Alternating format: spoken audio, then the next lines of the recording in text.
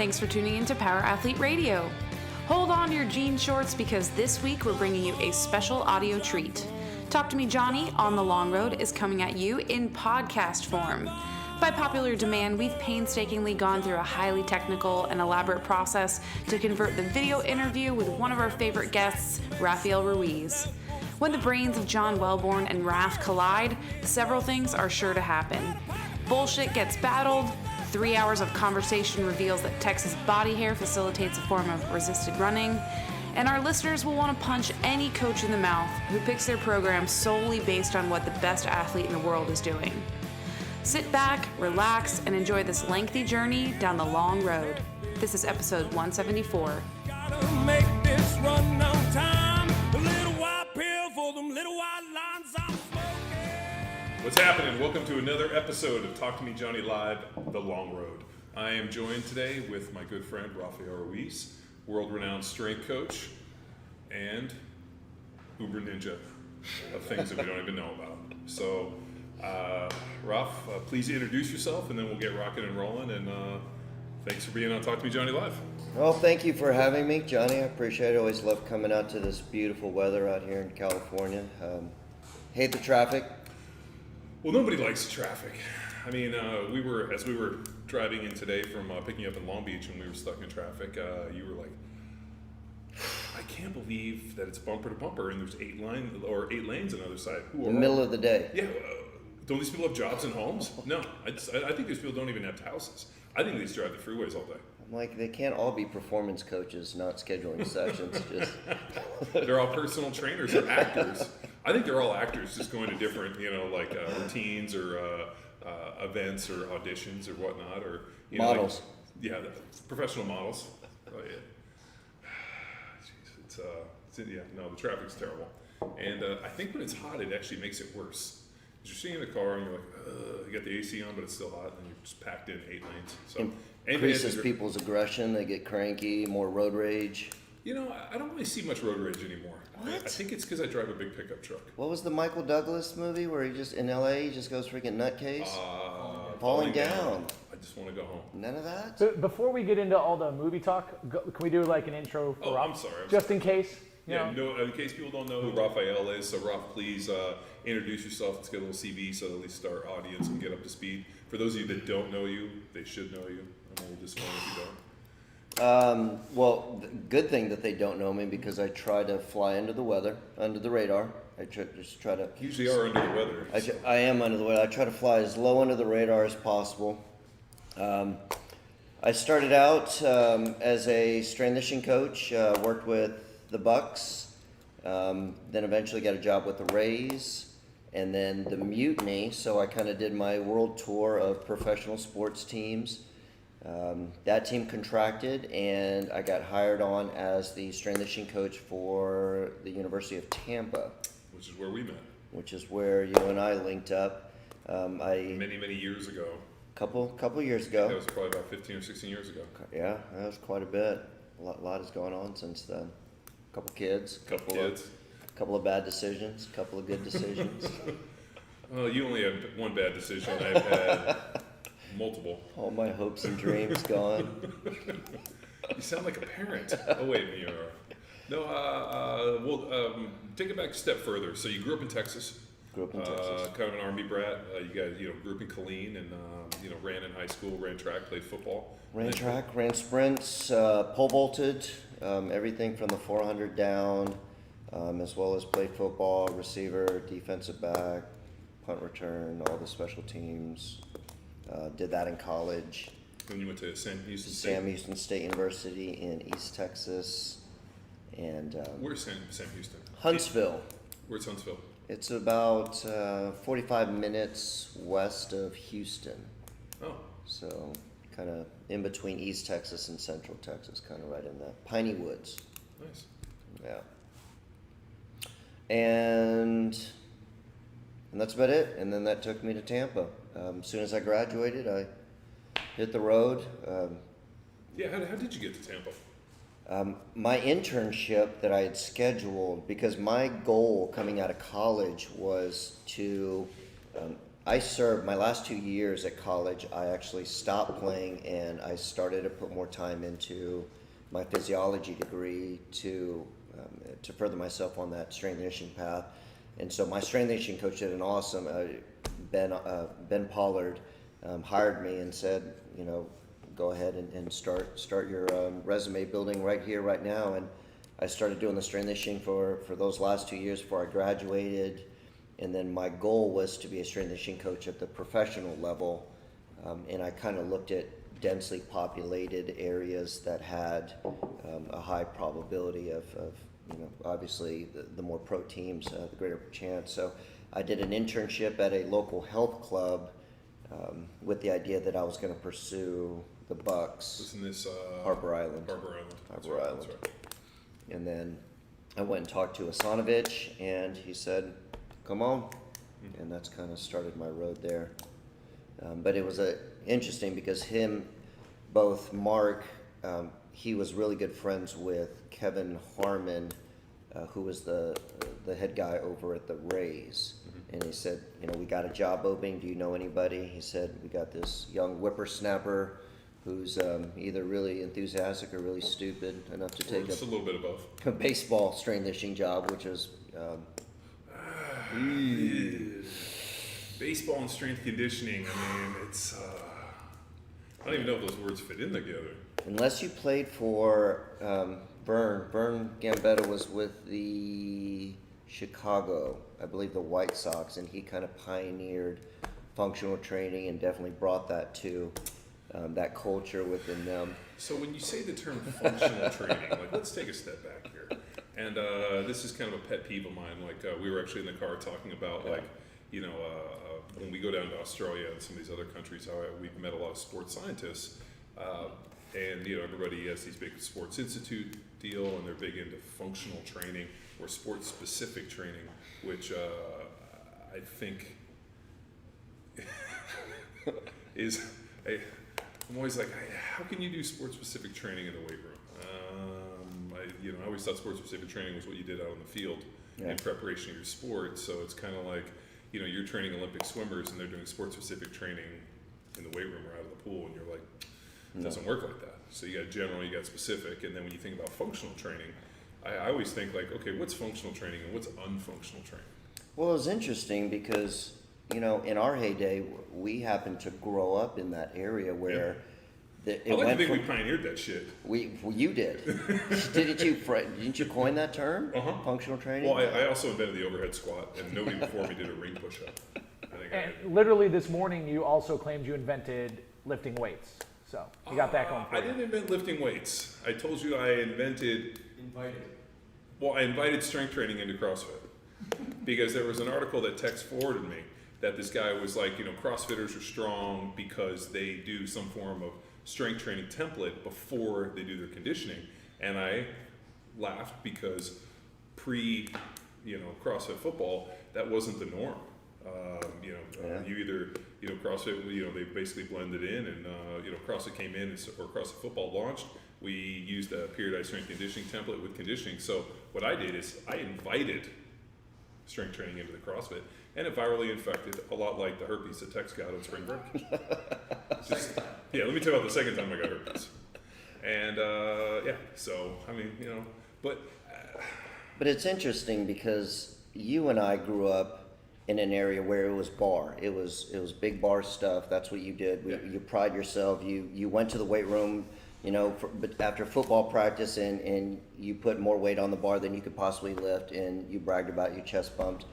And then all of a sudden, when we were around college age, Vern Gambetta and those guys kind of started that, hey, let's do a little bit more functional, which in my professional opinion, his head is in the right spot, but if it's not coming from the source, it becomes bastardized. Sure. And all of a sudden, when I'm giving a presentation on sport-specific training, next thing I know, I've got a very enthusiastic coach or parent who has now tied a dumbbell to their 8-year-old child's tennis racket and saying, look, Raph, I'm sport-specific. And I'm like, no, we need a timeout. Let's have a talk. Our greatest experience with sport-specific training, and I have to go dig up the video, was the guy that forwarded me, and I remember I told you this, the guy that forwarded me the football helmet with the pad on top. And the guy sent me a video of the kids in the weight room with a football helmet with a pad on the top, and they were bringing the barbell down to the pad, and then they were dip and driving and doing push jerks, and then loading the bar. And the guy told me it was functional and it was sport specific because it was, helping them prepare to take a blow.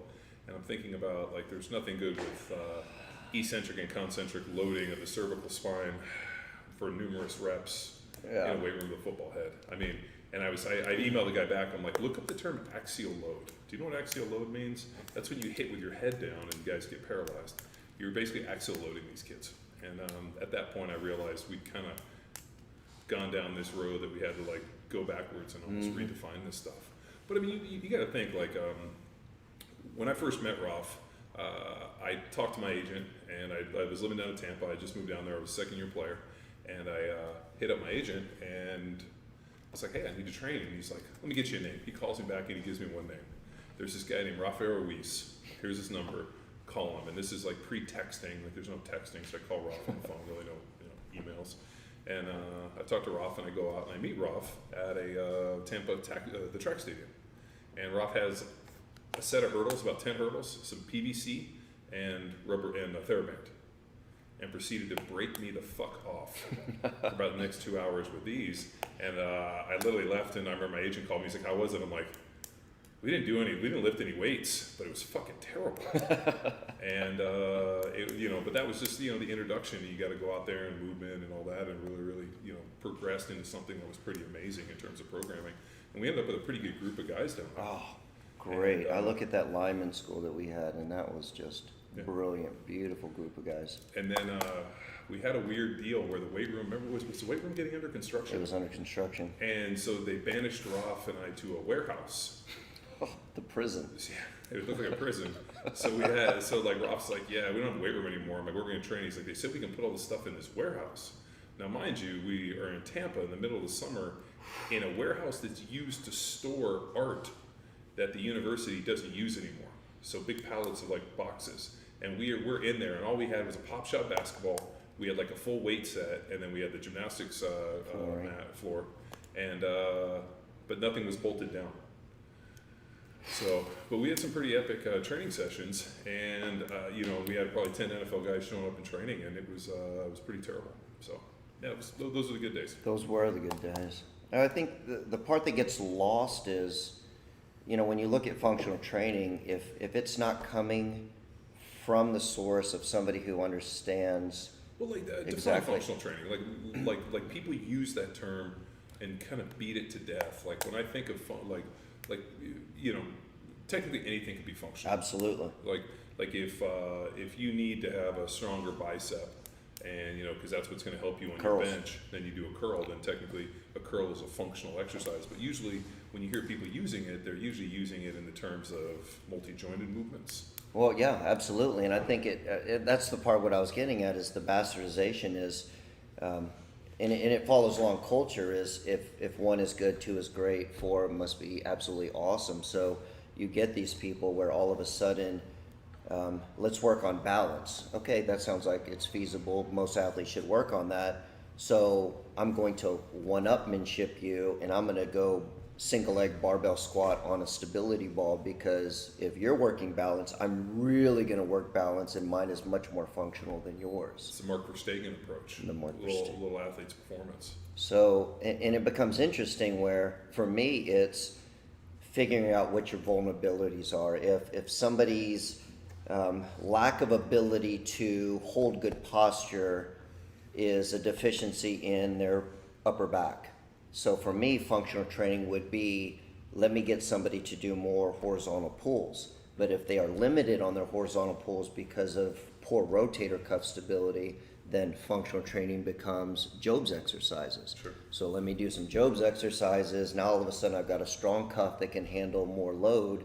Now I can do more ring rows or more pull-ups or whatever. Now I have a bigger, stronger back, and now I can put a bigger, heavier bar on my back. And now all of a sudden I can take that load and turn it into a heavier clean or a heavier yada, yada, yada. Now I have more neurological energy that I can turn into something exact and specific onto the field.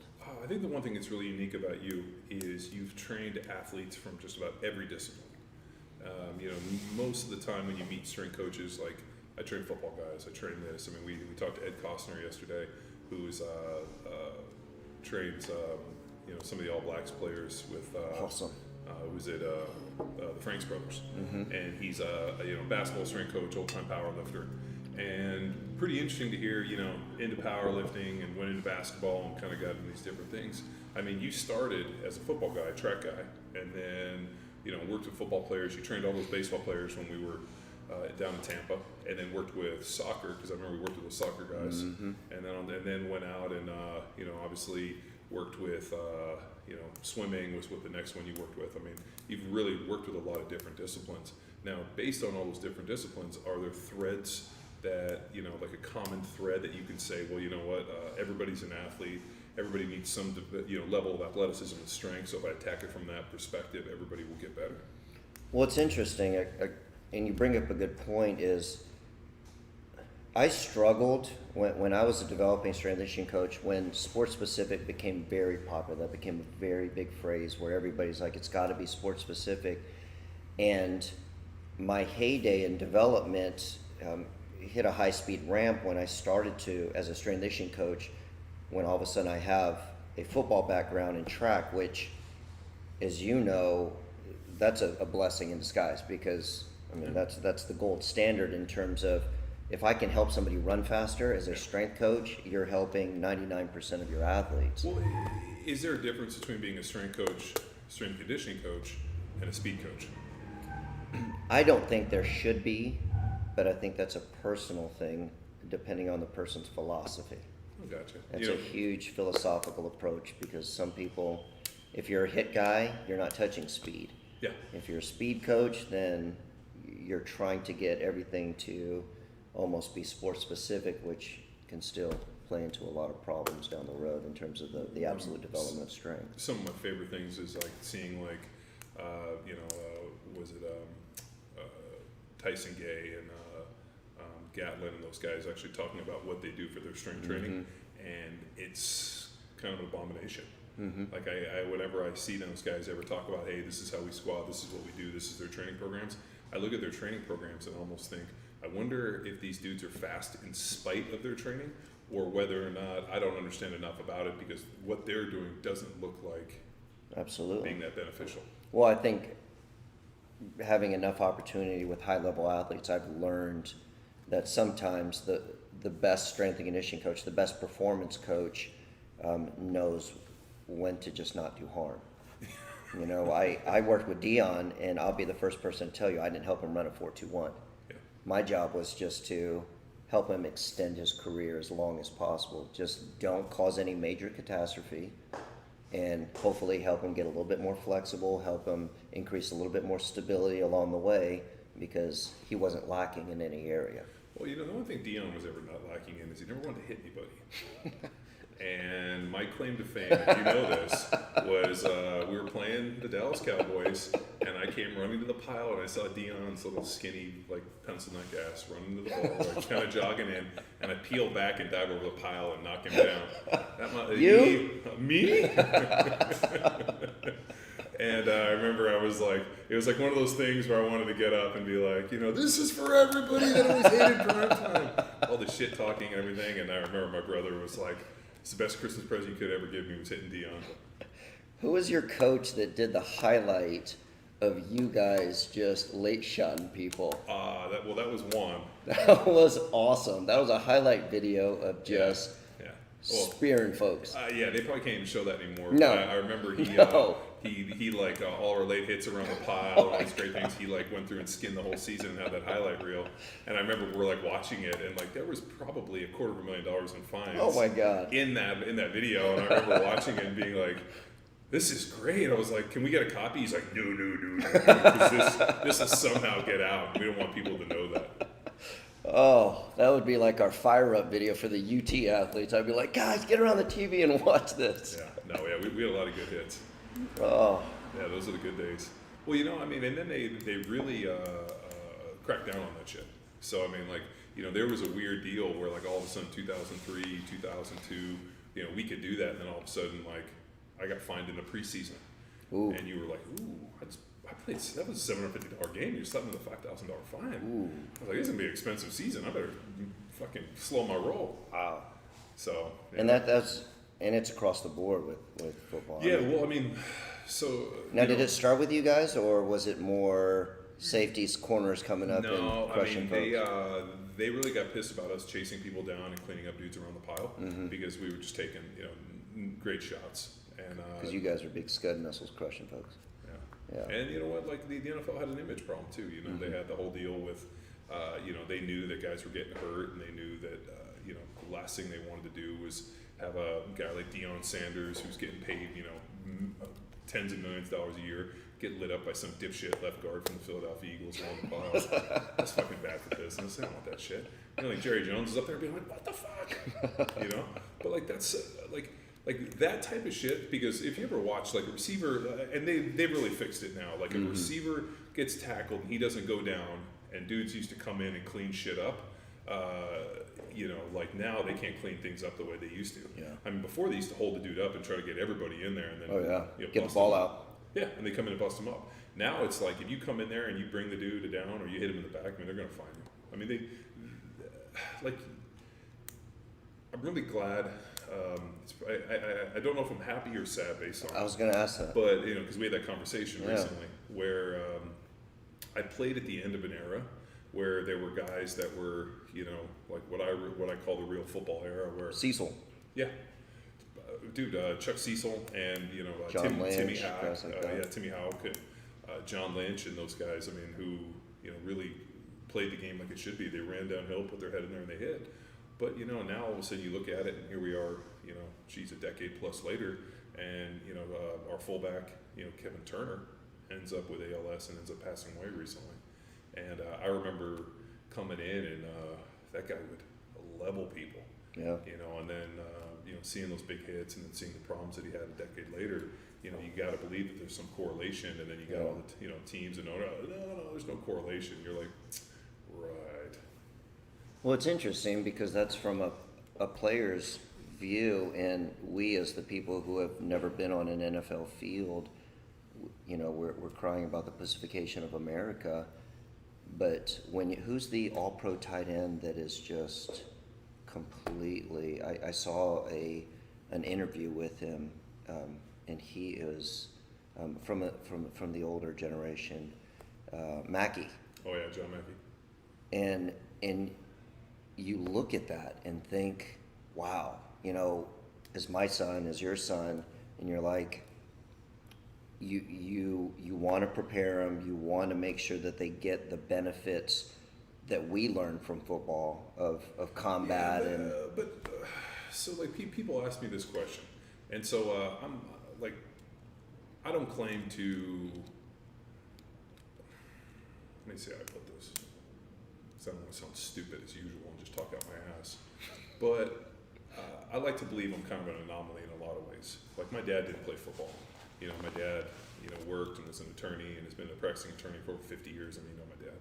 And I remember, we joke, dude, like when I first told my dad I wanted to lift weights, he's like, why do you want to lift weights? It's stupid. It's counting to 10 over and over again. That'll never get you anywhere. And I remember being like, oh, but Dad, I want to lift weights. And he's like, that's stupid. I'm not spending, any money on a gym membership. So my mom ended up not telling my dad and going down and getting me a gym membership, 24-hour fitness. And so like that type of stuff where like, my older brothers both played college football, but they played Division III. Mm-hmm. And then all of a sudden I come along, and then like, how does a middle class white kid from, the peninsula, Palos Verdes, Torrance area all of a sudden get a chance to go play football and then go get to play? So I really think about, and also if you look back, and I remember Troy Vincent a couple of years ago said in the last 20 years, less than 15,000 guys played the NFL, and less than 1,000 played longer than 3 or 4 years. Yeah. And so like, in terms of like the bigger scheme, it's such a small percentage that when people ask me that question, I'm like, would you let your son play? I'll be like, yeah. I mean, everything good I learned in the world, I learned from my parents of playing football. Absolutely. I learned how to play on a team. I learned how to work with other people. Accountability. I learned about accountability. I learned how to persevere when it was hard. Right. Grit. You learn everything. You learn about training and gives you focus. And I think people need that structure, and whether it's, martial arts or it's football or something to train for, I think you have to train for something combative. You have to do something physical that tests your mettle. Just getting up and throwing a ball or hitting a ball or playing a game, that doesn't invoke some form of like physical combat, I think is a mistake. It's interesting.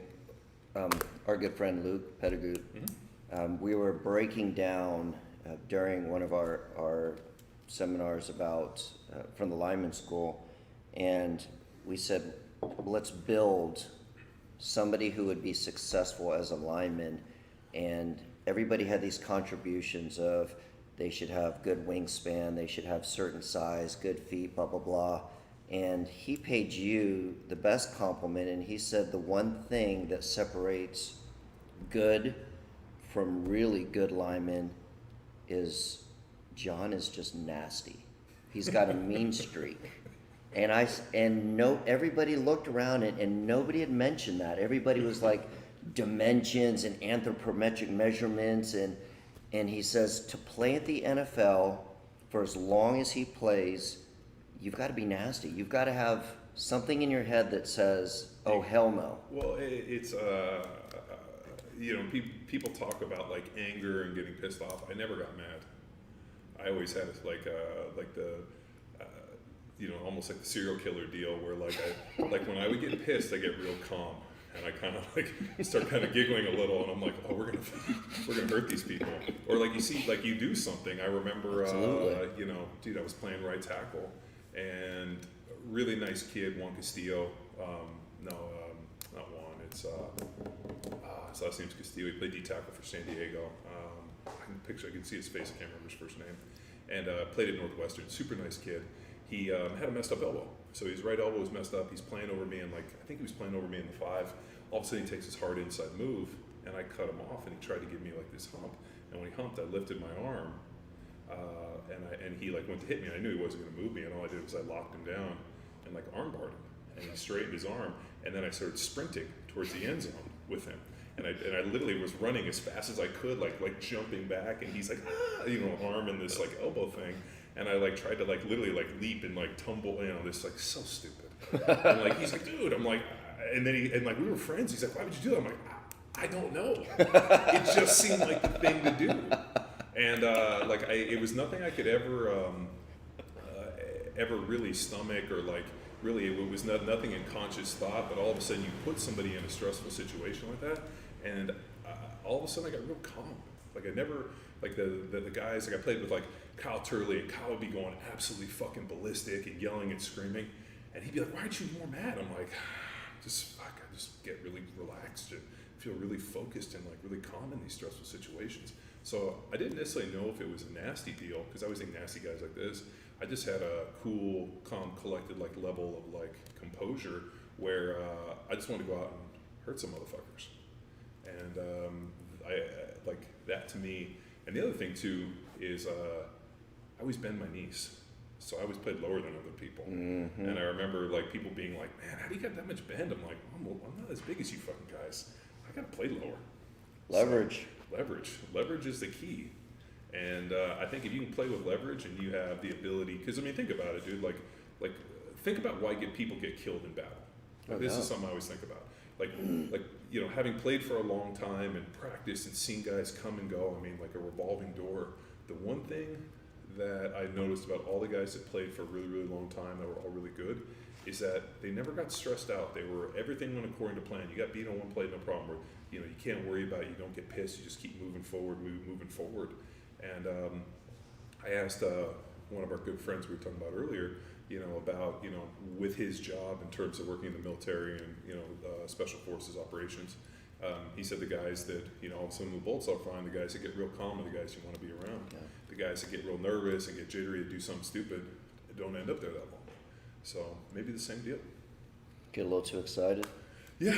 So, I mean, you know, I always joke people like, oh, you were a mean, nasty player. I'm like, no, I was just calm, calculating, and extremely fucking cruel. And I wanted to hurt some people. But, I mean, I also took that Tyson approach. I mean, growing up as a boxing fan, I mean, I looked at playing football a lot like, you know, Mike Tyson. Yeah. I'm going to throw big punches, and I'm going to wear you fucking out early. And hopefully I can knock you out early to where you don't want to play. It's a lost art. Like, you watch guys nowadays. It's a lot of patty cake. Yeah.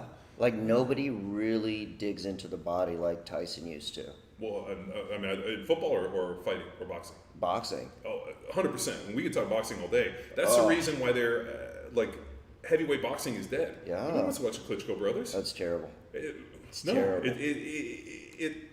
A little piece of me dies. Yeah. And because, I mean, I'm used to, like the heavyweights I can think of are the guys that were, like, big, strong, like, nasty. You know, the head's going to fall when I break the body, that type of stuff. You watch Tyson come in. But that was also, I mean, like, I don't know if it was good or bad, but I would play tight on people, and you know that. I used to play up on dudes. And you know, a lot of guys always wanted to play with their heads back and their arms. I played nose to nose. And my idea was that I'm going to put my hands on you, I'm going to hurt you, and then you got to try to out-athlete me. And in my 3 feet or three-yard deal, you're not going to beat me. No. And, you know, and then also I had pretty good hands, so I could hold like a motherfucker. So, just let you in a secret, I held every play.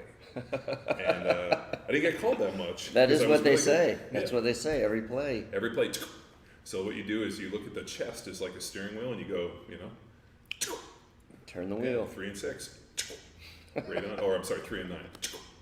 And you just lock them on, thumbs up. And then at that point you just... What's interesting, and that's one of the things that I've noticed with a lot of high-level athletes, is that killer instinct. You know, we're at a wonderful time during the Olympics of watching 2 of the greatest swimmers ever in Michael Phelps and Katie Ledecky.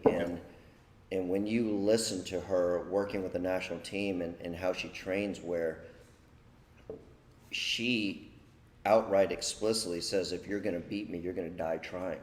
I'm going to go out so hard, so fast. I get goosebumps because I think of the Prefontaine. Yeah. Where it's like... That's how she does it. Yeah. It's like, dude, you know... you're going to die. Yeah, if you're going to die, and you know what? Today's a good day to die because it's going to take a suicide pace. And you watch her basically sprint a 200, and then she just carries that same speed and that same environment into a race that's double that. And so if you even expect to be able to beat her in a 400, I mean, you really have to say, I might die today. Yeah. And you even have to be willing though to it's do a swim race, you're like, I'm going to have to die. I might drown today trying to beat her. But I mean, think about, we saw Phelps, all of a sudden he comes out and he fucking beats those dudes. And he's literally looking at these dudes talking shit. Oh, yeah. Like, I mean, unbelievable. Like that backstroke deal, and like, you know, they lose. I mean, dude, he was up in these dudes. I mean, when have you ever seen swimmers like take that level of aggression and be like, you know what, I'm not only am I the best swimmer in the world, I'm going to prove to you I'm the best. Oh, yeah. You know, what does Michael Johnson still have to prove? I mean, Michael Phelps. Like, what does he still have to prove? Nothing. Nothing. Not after this Olympics. No, but I mean, think about it. He didn't have to prove anything coming into this one. He's You're still right. the best in the world. You're and right. the dude's coming in like he's like an underdog, and nobody's expecting him to do well. And the dude takes the same approach. Well, I think it's interesting where you have high-level athletes, and we're talking high level. And I think that's the difference that the average person needs to understand. It's like, yeah, you might have been good in high school. You might even been an NCAA champion in college. But just like playing in the NFL, just like the Olympics, just like any high-achieving, there is a tiny bit of people in the world that can be the tip of the spear, where, you know, Tex and I were talking at the U.S. Olympic trials, you know, the finals, there's the top 8, and then they only take 3 of those. Yeah. And, you know, and then you will race, you know, basically the top of that, and then out of all of those rounds, there's going to be 1 gold medalist. Like, you are the cream of the crop. And isn't that how it should be? Oh, yeah. Like, oh, yeah. Like that's the reason that you get up in the morning and you go to play those stupid fucking preseason games. Oh, yeah. So you can get to the regular season, so you can get to the postseason, so you can win, you can be the final dude. And I think, like, for everybody, you know, football, we got a lot of bites at the apple. And you get a lot, I mean, not many as baseball and some of the other sports, so I mean, it was more meaningful. But what about the Olympics? 4 years. Where you got 4 years. Your whole, like, Like, what if they peak like in year 2 and you're like the best you are is at the national Oh my champ or the God. world championship? Like I was watching Simone Biles, and she's won like the world championship like 4 years in a row, and she's like 19, and you're thinking to yourself, well, wait a minute, aren't those girls at 19? Aren't they technically outside their peak? Yeah. Don't they usually peak at like 15 or 16 years old? And can she do it? And then she comes back and smashes it. We had a Camille Adams at the Olympic trials this year get DQ'd for a turn. The judges said she did an illegal turn, and they DQ'd her. They kicked her out, which, being part of her journey was heartbreaking, because it was like 4 years, and all of a sudden she got. They said, "You're sorry, Camille, you're DQ'd." And What was the term? I don't remember what it is. I mean, I'm not a swim coach. Is there terms that are there? Yeah. There's certain things about hand placement, coming off, blah, blah, blah. But they filed for a review, and they overturned it. So once they looked at the tape, she had, I think it was one hand was on the wall, they thought, and she actually did touch 2. So then they brought her back. But for that one moment, it came to fruition, like 4 years have just gone away. Like, okay, good luck. And the one thing that pisses me off a lot is I hate the coverage of the Olympics, because they only want to show the Americans. Yeah, it's bad. And they're like, Bob Costas is like, hey, we're cutting to this, and you're like, Bob, like, fuck off. I hate Bob Costas. I want to punch him in his face. And wasn't he the one that had the pink eye last Olympics? I don't know, dude. He's the worst. He did. He had the. And even though America, like, for some reason, I'm like, everybody's like, oh, Bob, I'm like, fuck him. He's the worst. And you know what? Part of the problem becomes all we ever do, they figure the American attention span is so short that we can't show everything. We got to show in the clips. Tex and I were just in Spain, and they had the European track championships on, and it was on prime time, and that was all that was on. And we sat at the bar from what, like 5 to 8 or 9 o'clock, do like at least 4 or 5 hours, drinking beers, watching it, and they literally showed everything. I mean, it was unbelievable, and I was like, how come they don't do this in America? Well, and you didn't see why? And the one thing they didn't have on there? They didn't have Bob Costas. Or commercials. Or commercials. Or commercials. Yeah, but here it's like... I'll tell you why. NBC said that the majority of people watching the Olympics are females. This is from their statement. There's more females that watch the Olympics than men. And from their studies, women are more interested in stories about relational stories, tying in the family, so on and so forth, versus men just show me. Just, I want to watch the race, blah, blah, blah, move on.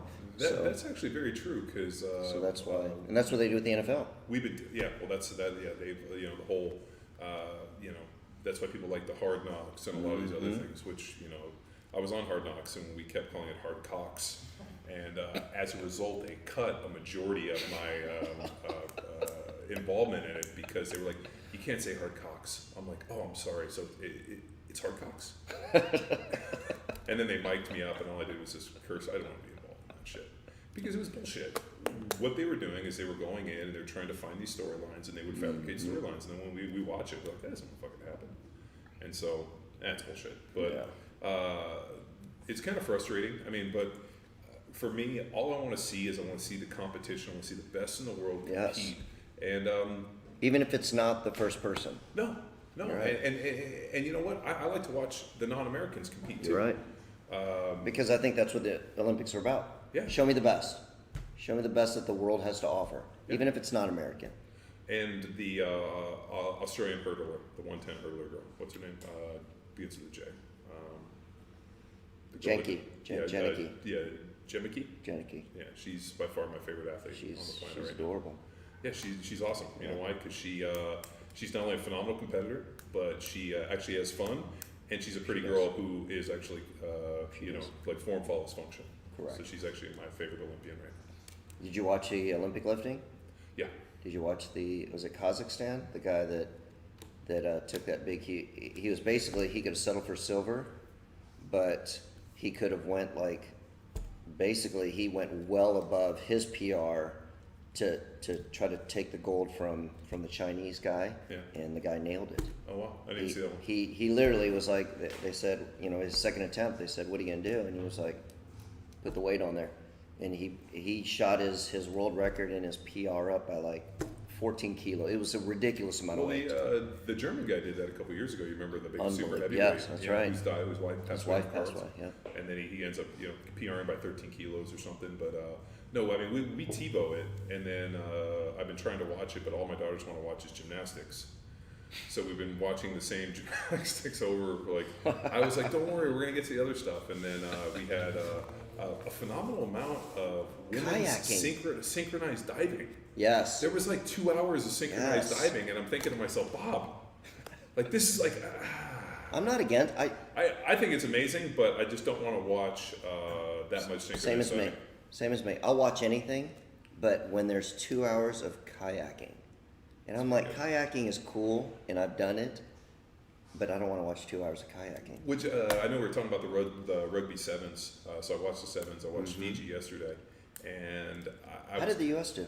I didn't see. I don't even know. I mean, I'm sure somebody will chime in here any second.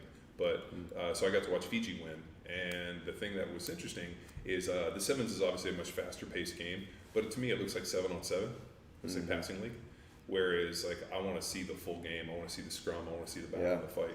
So I'm kind of surprised that maybe they were just going to see test the sevens and maybe they bring in rugby.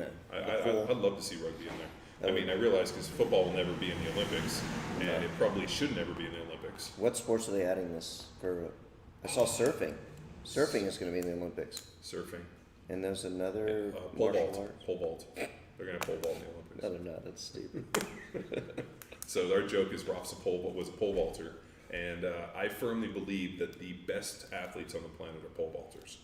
Think about this: you have to be fast like a sprinter. You got to have the accuracy to be able to put that long ass fiberglass pole in a hole. Like, talk about marksmanship, run, and then you have to lean back and hold on as that thing shoots you. Yeah. What is it, like 20 feet in the air? Yeah.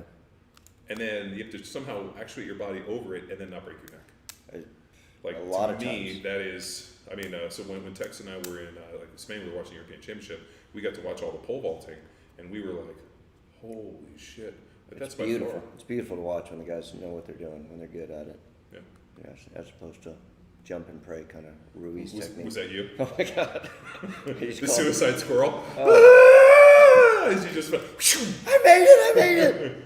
As you're over there like doing a cannonball, you're like, Well, that was my thing because I had good speed and I was strong, which ideally the poles are graded according to flex and bend. And so you were using the pole like a 126-pound woman?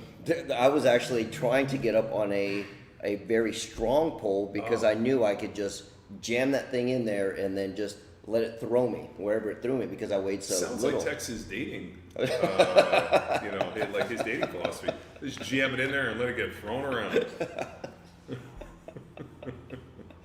On that note. All right, so I'll just go ahead with a little question we have here. Yeah. Lay it on me. Let's see. John, you talk a lot about Raph on podcasts and his influence on CrossFit football and your programming and stuff. Where can we see Raph's influence in Field Strong, Jack Street, or Grindstone? Raph's influence is in everything. So, I really owe a debt of gratitude to Raphael for, training me and being my roommate for a number of years. But when I thought I knew a lot, coming from Berkeley, Berkeley grads, tend to be a little full of themselves, and I get in the NFL and, come in and start and I get hurt and I rehab back and then I train and start 16 games and I figure I know some shit. And then I meet this guy over here named Raphael and we start training and completely reshaped what I knew about strength conditioning and gave me a different opportunity to see some things and also allowed me to do some things that I never thought I would be able to do. And, and really seeing, you guys have heard me steal this line from Kung Fu and other places in Sansu, which is, when the master's ready, or the student's ready, the master appears. Dude, I was ready and just at a stroke of luck, I meet Raphael. I mean, literally my agent, I called my agent, he's somebody to train with, and he gave me Raph's number. I don't even know how he got Raph's number. He doesn't even know how he got Raph's number. Because I asked him, I was like, how the fuck did you get Raphael's number? He's like, I don't know. It just appeared. And you know what? And I thought about that. I'm like, it's great. And so The one thing that, Raph really gave me was this idea of foundations and this idea of like, you got to lay your groundwork. And I remember when we would come in, as soon as the off season would start, we'd get back right around Valentine's Day. And like, dude, we didn't touch a barbell. It was all stupid Job exercises and this, and, creating stability in the boards and being able to really kind of fix what's broken and, fix any injuries, address. And then it was like this ramp up. And then it was like, hey, we're going to do this.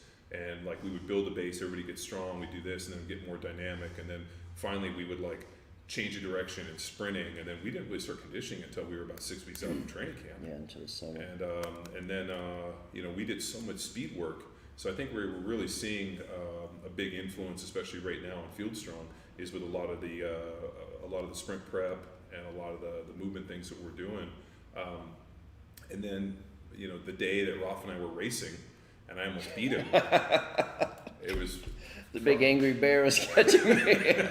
So like, we're running hundreds with Bill Stoltzen, God rest his soul, and Bill thought he was pretty quick, and dude, we rolled out, and Raph of course would like sprint out and like trying to look all cool and smoke us, and all of a sudden, dude, he was like either not letting up or I found an extra gear, and I was fucking motoring, and all of a sudden I see Raph running, and he like looks over his shoulder and is like, woo! Puts his head down, and we were literally fucking barreling, and I almost took him. I like firmly believe if I had another 2 yards, I could have won. And Raph was like, okay, that's good. And that was it. That's all we ran. He didn't want to give me another run at it. We only have 2 scheduled today. He's like, oh yeah, we're only going for 2 sprints today. That was perfect. We didn't want everybody to overlap. So, no, I mean, where you really see Raph's influences a lot in the Field Strong. The Jack Street stuff is, that just comes from just a lot of shit. Like, that's just a lot of the bodybuilding stuff that I did. Like when I moved back to California, I trained with these 2 bodybuilders, a guy named Cesar Martinez and another guy, Brian. And these dudes were big, strong bodybuilders, and they were training hard. And what you see in the Jack Street is a lot of what we did. And then there was some good influence from John Meadows. I really got the idea of pre-exhaustion from him. The idea of hitting a bunch of stuff before you hit the heavy movements. And then Grindstone is actually just was based on the program that I wrote for Bill Bratsky. The idea of, how do you create a strength program that kind of has hierarchy? And, hey, if you got 1 day to train, this is day 2, day 3, day 4, and you kind of hit the hierarchy. So I'd say you see a lot of Raph and Field Strong. So that's it. I think a lot had to do with it's the approach that the coach takes towards developing the athlete. And me, in my head, I was always wrapped around fixing vulnerabilities, fixing weaknesses, because I always knew, it just made a lot of sense to me. If somebody had a bad ankle, let's not worry about all of these big movements until we fix the dysfunction that's going on in his ankle. If somebody's got a bum shoulder, then who really cares how much they can pull or bench, because that weak link, that loose bolt is going to fail this athlete at some point in time. Sure. And so that was always my prime was, hey, let's create some sustainability, let's create some durability, and make sure these athletes can withstand it. And for me, it never made sense to take that next step, or at least not concurrently weaving in the ability to take that next step until you said, hey, I'm comfortable signing off on this person. Because some of the protocols, and you only get this through experience, where little things that are hidden in the workout have come from us making a crap ton of mistakes. Sure. And it's like, hey, I know that down the road, if I don't do this, then we can't do accentuated negative pull-ups. Because if your shoulder girdle isn't going to withstand, if you are not going to be able to hold your humerus in its socket, then I can't give you this. And we know that there's a crap ton of benefit of doing accentuated negative work. So let's go ahead and spend some time and give you the opportunity to be successful within that arena. Let's get into negative stuff. I mean, this is one of those things that, especially like as a strength coach, I really diverge into, and I'm like, I really believe, I mean, we used a ton of accentuated negatives, whether it be the manual resistance with weights and different ways to load it. We did it with barbells, and we did a huge training block, as I remember, with accentuated negatives. But the problem becomes is how do you write programming, or how do you offer that to people that you don't see? And so like I kind of really run into this kind of like dichotomy of like this polarizing battle of being like, I know that, you know, if we could do some accentuated negatives, it would work. But then at the end of the day, you know, unless you see somebody train every day, there has to be this efficacy of like, I don't need to fuck people up. And we talked about at the beginning, you know, you made the point, you're like, you know, when you work with really good athletes, the goal is just not to hurt them. Mm-hmm. And I think like when you start looking at programming and you're helping people remotely, like we do on so many occasions, you have to write programming that is going to make them better, but also not hurt them. Cool. Even though, you know, you look at risk versus reward, that, you know, hey, I want you to put 105% of your 1RM back squat on, and I want you to do a 3-centric eccentric load. Right. And, you don't have, I don't know, bumper plates, or you don't have pins to set it on, so then I want you, as you get to the bottom, I want you to shoot it backwards. I mean, like that's, you know, I was reading Cal Dietz's book, Triphasic, which is pretty funny because he goes through and he, actually in the book, I think he made the claim that he invented concentric, eccentric, and isometric training. But, yeah. So yeah, but I mean, in his book, he kind of makes some weird claims like that, and I was kind of like, shit, we've been doing. I mean, he was talking about, you know, doing accentuated negatives with heavy weights, like a box, for example, just sitting on a box, mm-hmm. which is a safe way to do it, assuming you have 2 or 3 spotters. Correct. You have to have because anybody that knows, you can't spot somebody from the back at a box because the box is in the fucking way. Yeah. And so like I'm like reading his book, and I'm like, yeah, you know, accentuated negatives, you know, you're dramatically stretching the muscle and, you know, doing these things, but like what's the efficacy and the safety of these programs? Right. And like that's where we run into a lot of, I guess, you know, kind of wiggle room with people is like, you know, how do you really blend between, you know, what might be the best training practice and what is safe? And I think for your system, and I firmly believe that nobody on earth does it better than you, is the idea of addressing and assessing weaknesses, shoring up those weaknesses so you can do more advanced training. And I remember, you know, years ago when I remember I came back, I think it was like the second year or third year we'd worked together in the off season. I asked you, I was like, hey, what about all that shit we did a couple years ago? And you were like, what about it? And like, how am I going to do that? And you were like, you don't need it anymore. I don't need it. Yeah, you were like, why am I going to have you do a bunch of stuff like, you know, the training progresses, you progress. We don't have to go back and fix that stuff. We already fixed it. Yeah. And then I realized that it was a dynamic program in a lot of ways. Well, as far as addressing it, I think there's a number of ways you can do it. Perfect world scenario is, yeah, let's just have everybody come here into this facility and we'll just line them up and train them all. You have to sell the programming with the understanding that they have to buy into exactly what you're trying to sell. And the hardest part for me, working with 6-year-olds to Olympians, is the coaching doesn't change. Like I'm pulling proverbial hair out trying to get some of my Olympians to do some things that my 6-year-olds do easily, or vice versa. And it doesn't change. It's instead of either I have to do it myself and I have to take my entire Olympic team and do manual resistance on everybody myself, or I have to get them to buy into what I'm trying to teach them. So if I can get them from a theme standpoint of saying, protect your streamlined position, because you are going to live and die by the efficiency that you will produce in the water. So as you're doing this exercise, your partner that's pushing down on your leg is trying to take your streamline away from you. Then it makes sense for them. But if they don't buy into that, then the quality of that work is zero. And it's just like you said, it's better not doing anything at all than go stand over there and do a band, which you could still do. We do a lot of offsite. So when the guys, like I didn't do a lot of the training camps with them. So instead of, if on their workout card it said manual resistance abduction and they weren't there, or their partner wasn't there, it's put a band on step, kick your leg out, and then try to hold it. So by manipulating certain variables in body Which position, is not nearly as effective. nowhere near as effective. Which we know because. but it's like it's better than nothing. I'll take the best that I can get. So I mean, the one thing I find hard too is, I mean, you worked with all the Olympic swimmers and the guys down in Rio. How hard was it to get buy-in? Which seems amazing. Like I always think, like and as a professional athlete, like strength coaches would come in and like I was always amazed. Like I'd listen to what people say and said, "Sounds great, let me do that," but I also want to do my stuff too. Until you show me that your stuff is better than my stuff.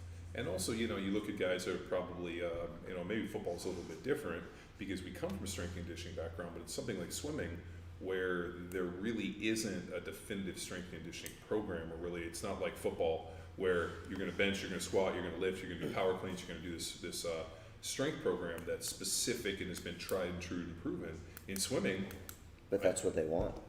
they want a football program. They do.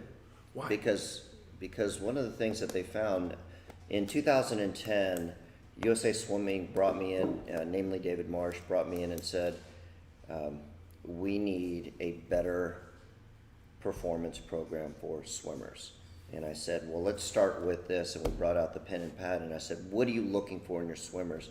It was really interesting because if you remember, at 2008 was the heyday of the high-speed suits. Oh, Remember yeah. those where the shark skin and those things were They, blowing records out of the water?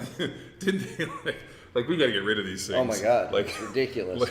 like they were smashing things. Oh yeah, Speedo was coming up with like meteorite line suits, and they were just ridiculous. They weren't even in the water. They would dive off the blocks and float, kind of thing.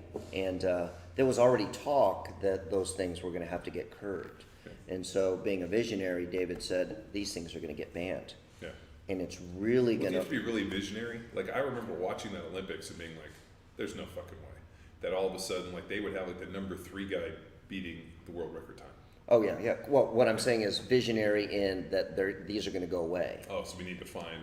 And it was in particular for women, because the conversation was you can take a non-athletic person in terms of their build and their body type and just stuff them into one of these suits, and next thing you know, they are just flying. Sure. But now if these suits are gone, now all of a sudden what we need is better athletes. Sure. I need athletes that could dive off the blocks but still have the ability to get into an efficiency position. Sure. And that's what they were missing was, for the longest time, you either swam well and let's try to add power. Let's try to get you to jump better and things like that. And it was failing miserably. But that's where you saw the advent of better athletes started to swim better. Now you see a Cullen Jones who is a phenomenal athlete. And if you ever watch his videos of him diving off the blocks where it's like guys are here and then here's Cullen. Yeah. And it's like, wow, now all of a sudden we're getting superior athleticism and these guys are just starting to fly. Well, I mean, isn't it true that all things being equal in terms of athleticism, the stronger athlete would be the better athlete? As long as it force versus form drag. And so the thing that swimming forces you to remember as a performance coach is producing force is great, but if it causes too much drag, then not so great.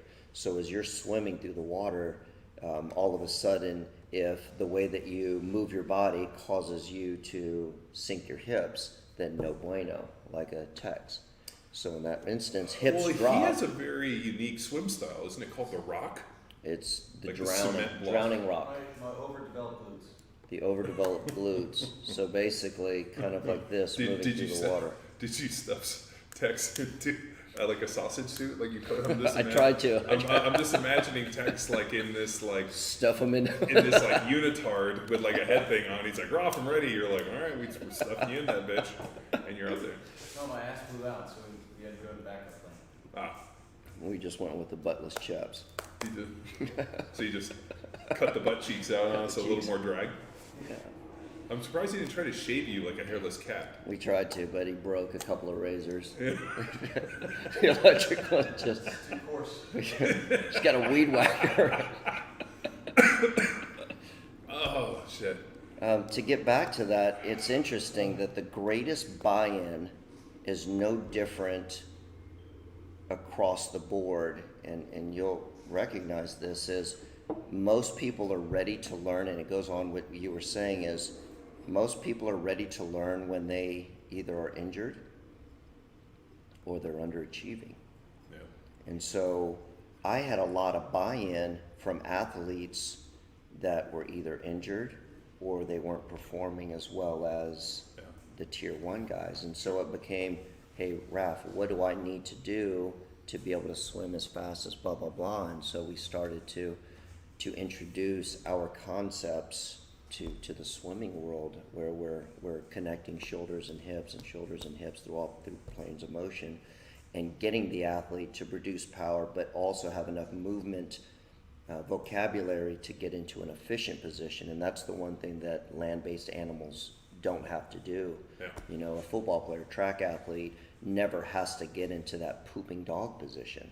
Yeah. But the pooping dog position is what you want your spine to look like as you're pushing through the water. So it's that careful mix of having enough of vocabulary to be able to be. So what you're saying is that actually the efficient movements for swimming are almost opposite of the ones that we would think for a land-based athlete. Absolutely. Well, I wouldn't say opposite. I would say the right tool at the right moment. Gotcha. So diving off the blocks, you better look like Michael Jordan diving off, jumping off, for a dunk.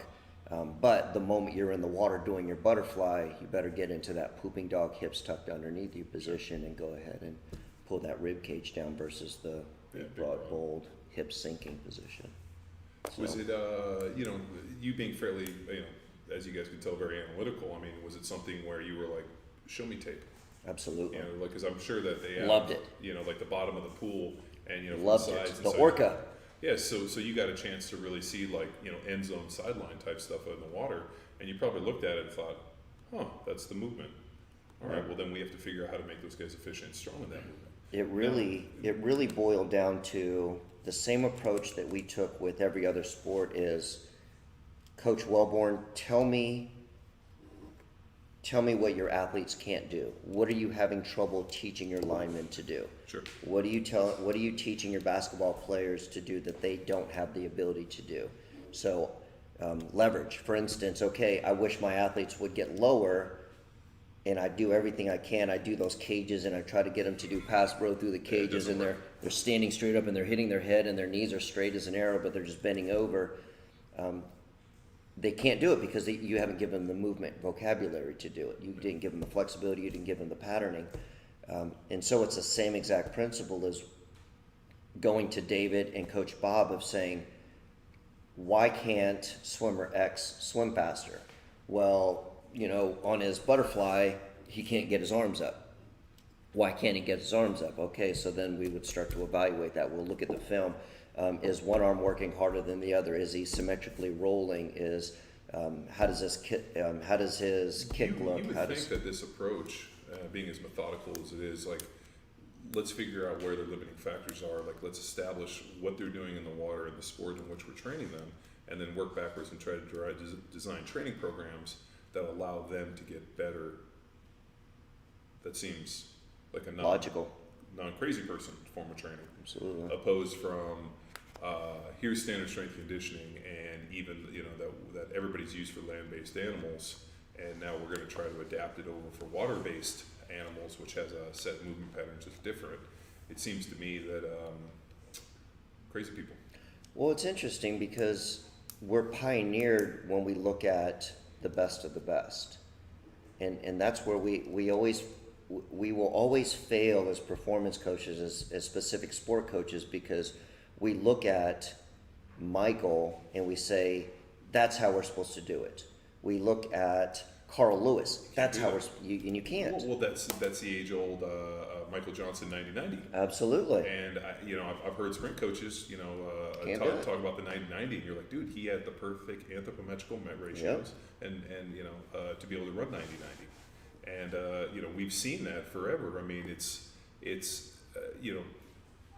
you look at the best in the world, and my favorite is actually watching Michael Phelps when he's literally walking out there and he takes off his coat and you're like, this is the most awkward looking dude on the planet. His chest and back are like this wide. He's like razor thin, skinny arms. His head, I mean, the dude's like feet or what, like size 17. Oh, it's ridiculous. And he's got like these crazy Big short hands. legs, massive hands. It's almost like they went through and were like, okay, how can we best the world's best swimmer? And they actually designed it. My wife and I had this great conversation yesterday with, do you believe that, and I think we were talking about Katie Ledecky. You know, she, like, we were seeing like the effort and the passion and literally like her fire to compete is pretty, you know, when you hear her talk, she's kind of bubbly, but you know, dude, she's a fucking savage. Oh my God. And She is. Assassin. my wife made a funny point. She said, you know, do you think that people find a passion for the sport and pour it in, or you have a natural aptitude and you're good at it, which allows you to develop a passion? Both. And I told my wife, I was like, I didn't really ever have a passion to play football. I just wanted to fucking hurt people.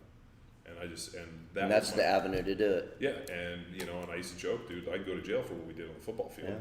Yeah. And you know, it wasn't about the game of football, because people would ask me all the time, what's that? I'm like, I don't even know what that rule is. So I mean, there were things I didn't know about football in terms of rules and things would happen. I'd be like, fuck, I gotta learn that one. But what I knew is that here's this dude 3 feet from me, and we're gonna have a one-on-one fist fight for the next 3 hours. Crush it. And I want to win more than I lose. Yeah. And you know, and so we were kind of talking about it and being like, I think the best in the world have an aptitude that makes them the best, and then they couple that with, you know, fire. And I really believe kids, especially, and people in general, like what they're good at. Absolutely. You know, like if I'm good at something, I like it. It's kind of like the age old, like I tell these guys all the time, just like whoever likes you. That's like the classic dating line. Like all these people are like, oh, the girl didn't like me. I'm like, well, you're dating the wrong person. Find the girl who likes you and then like her back. Isn't that what I tell you, Luke? Yeah, and my mom's earliest advice, like my first heartbreak, was you need to end up with someone who loves you more than you love them. Oh. Interesting. My brother Hopefully Eddie Packy isn't watching this, because that might be the strategy. My brother told me a long time ago, just like whoever likes you, you'll get really, really far in this world. And I remember being like, that makes a lot of sense. And then you realize people will be like, she didn't like you that much. But I mean, that's kind of the same deal with sport. Like, if, you know, like, if all of a sudden I didn't have an aptitude to play football, it wouldn't have been like, oh, my life is over because I can't play football. I'd have been like, well, I'll find something else to do. Have you ever seen the workouts for that Bolt does? Yeah, watch his training stuff. They're terrible. And so, Are you talking about his weightlifting Yeah. workouts? Yeah, no, it's fucking terrible. so that's a perfect example. Is the fastest man in the world? We should all be lifting like that. Have you seen him do Olympic lifting? Have you watched I him do power have. cleans? The reverse curl, the power reverse curl. It's nice. It's actually a reverse hip thrust to Yeah. weird backy little roll. undulation thing. Yeah. Well, I mean, what about, I think it was, I can't remember if it was Tyson Gay or if it was Gatlin, but one of those guys was talking about, you know, I'm going to show you guys how to squat. And he had a YouTube video, and he was doing like, fucking, basically just like unlocking his knees. And he was talking about the new squat. You ain't got to go down anymore. And like people were frying him. And I was like, dude, I mean, if you, you know, but then I always go back to Charlie Francis talking about Ben Johnson doing a, you know, triple for 600 off the box, box squat. That was below parallel, like, 7 or 8 days before he set the world record. And everybody's like, oh, he tested positive. I'm like, But still. Yeah, so did Carl Lewis, and nobody fucking brought that up. But yeah, and then we were laughing today about how there's all these different people that have tested positive and got ostracized, and then like 4 years later, their time is disintegrated.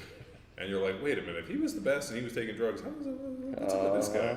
Like, what were we talking about? The Kenyan girl that ran the 10,000 meters? In the 10,000 today, she obliterated a record that stood for 20 years. Basically, Leonidas didn't run that fast. By a girl that admitted she was on drugs. And so the other girl that broke the record before her shattered that record that had stood for a long time. So this is like a 50-year-old record that has been broken. But her record that she made today is off the charts. So by smashing the admitted drug users, and now her splits, she negatively split, which is very difficult to do in track, to run the second half faster than the first.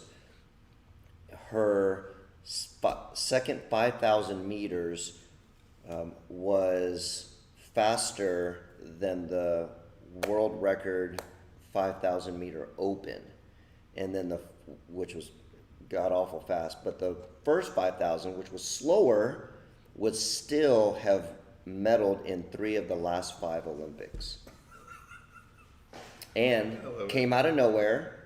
Yeah. First Olympics. One hit wonder? It's a lot. No, for me, those are red flags. Oh, you think red flag?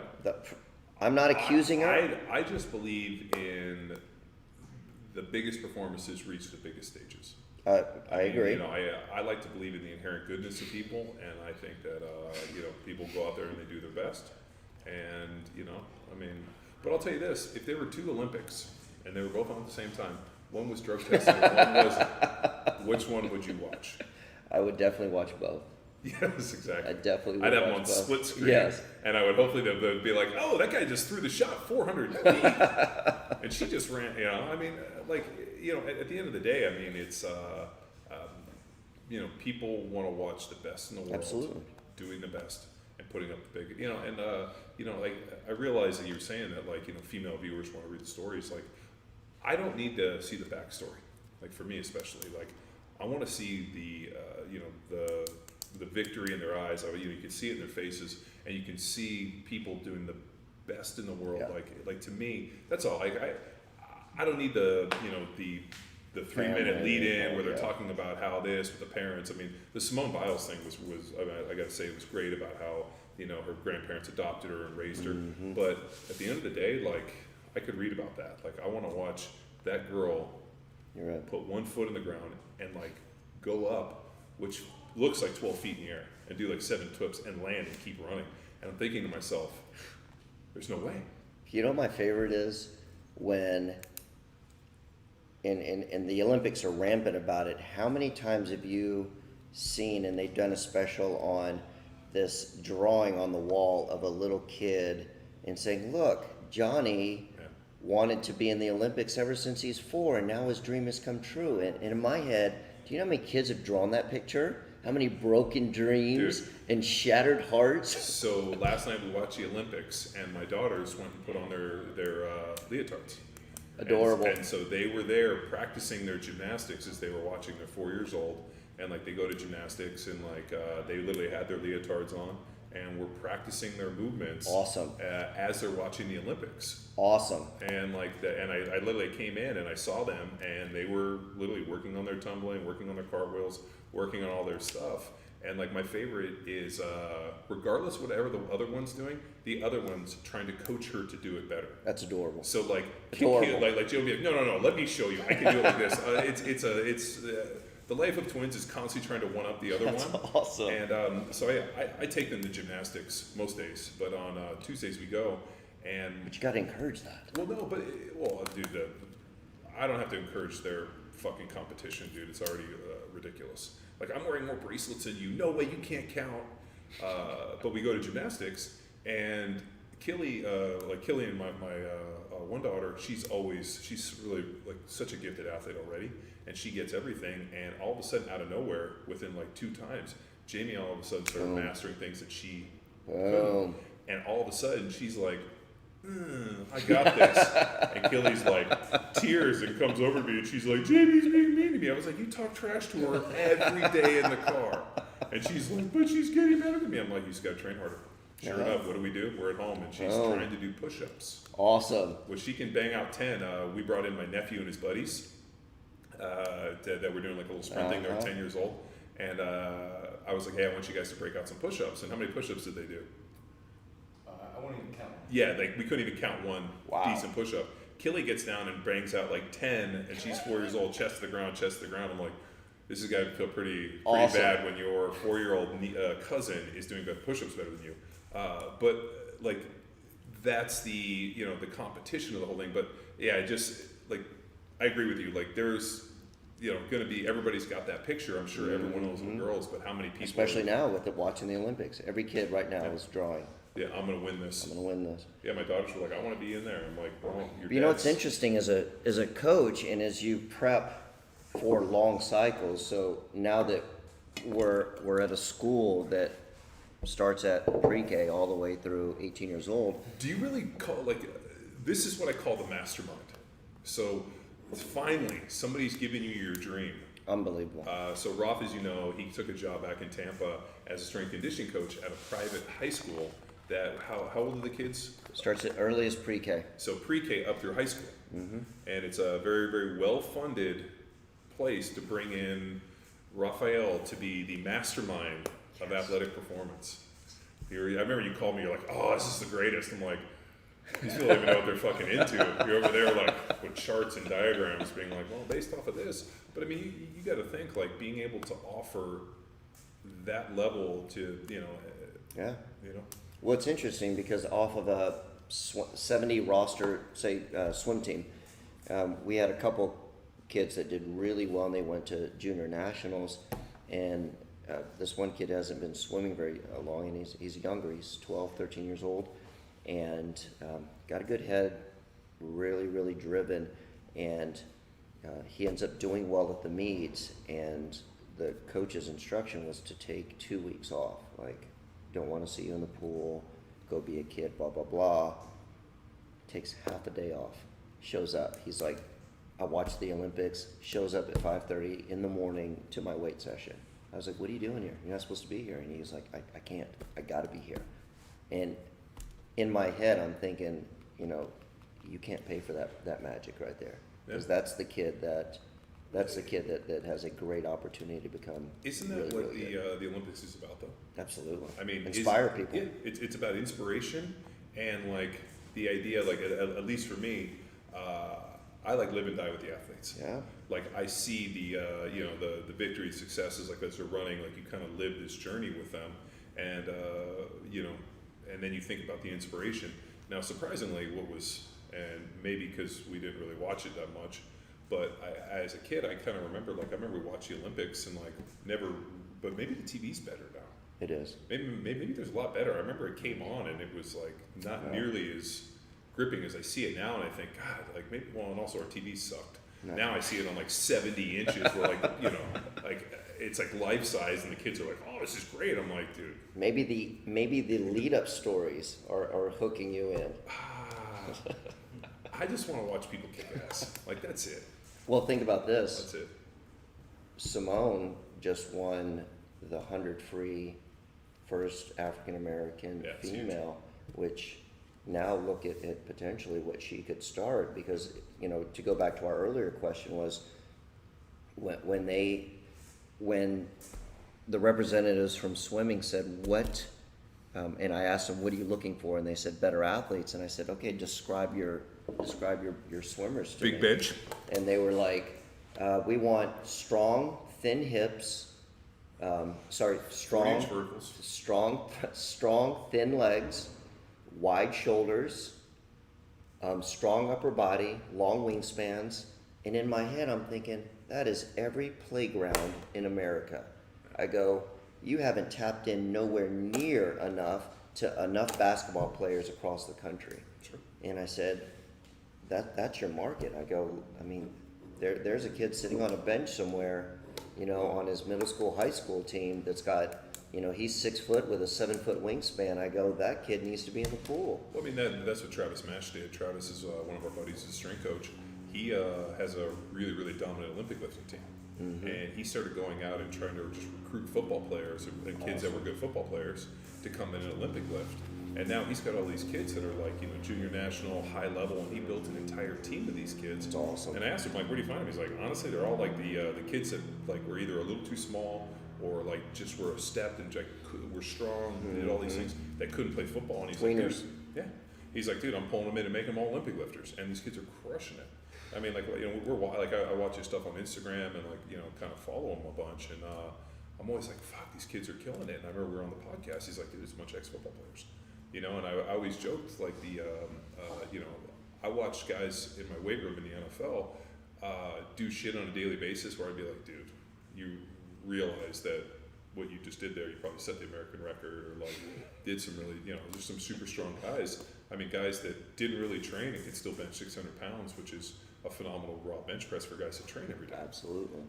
So this actually is kind of parallels a question we have. Cool. And it's basically, do you guys think that the threat of CTE and concussions could affect the future of football? And an interesting kind of side point is, like, we've heard people pulling their kids out due to the threat or even because of concussion symptoms.